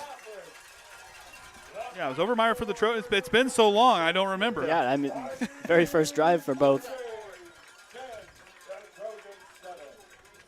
Yeah, Overmyer scored on the first one for them, and then it was a 44-yard score for McGowan, and then, of course, the safety against Gage Riffle here in this fourth quarter. Blue Jays win 10-7. You look at the two sides, Braden. Tonight we're not going to have a post-game interview, so we're going to end this one up here tonight. For Triton, Coach Barker, yes, offense did not execute tonight. Defense was really good on that North Judson side, but, hey, defense, you held your own. You kept us in the ball game. They played really good on defense. Once that offense kind of figures out for this Trojans team, yeah, be an unstoppable everything group. is just right there, and just getting the timing down, especially on some of those little screen passes and things like that, just being able to force the defense to play into your hand. If they want to keep pressure on you, yeah, you'll send a little screen pass, and then it forces them to stay back, and then you can reestablish your run. If you get those things right, clean up some of the execution, I mean, you're an all-around complete football team after that. And like I said, there's a lot of room to grow either way. Sometimes you learn best from your losses, and North Judson team that wins tonight. This is a team that knew how to get to Indianapolis, and tonight winning in a close game was a great game played by the Blue Jays. Yeah, and just finding a way to answer. They made some mistakes themselves, and then just not getting daunted by that. Defense themselves standing tall, stopping Triton, and just making sure that Triton did not capitalize on a lot of opportunities. So we're going to hang it up here from Liberty Field and get packed up and head back to Berman. North Judson wins here 10-7 as Triton will fall to 4-2, 3-1 in conference play. And until next time, I'm Andy O'Hara. With me here tonight, Braden Cunningham, Kenny Barnhart, Cayden, and the Hall of Famer Ryan Lindler. Until next time, remember the Trojan way.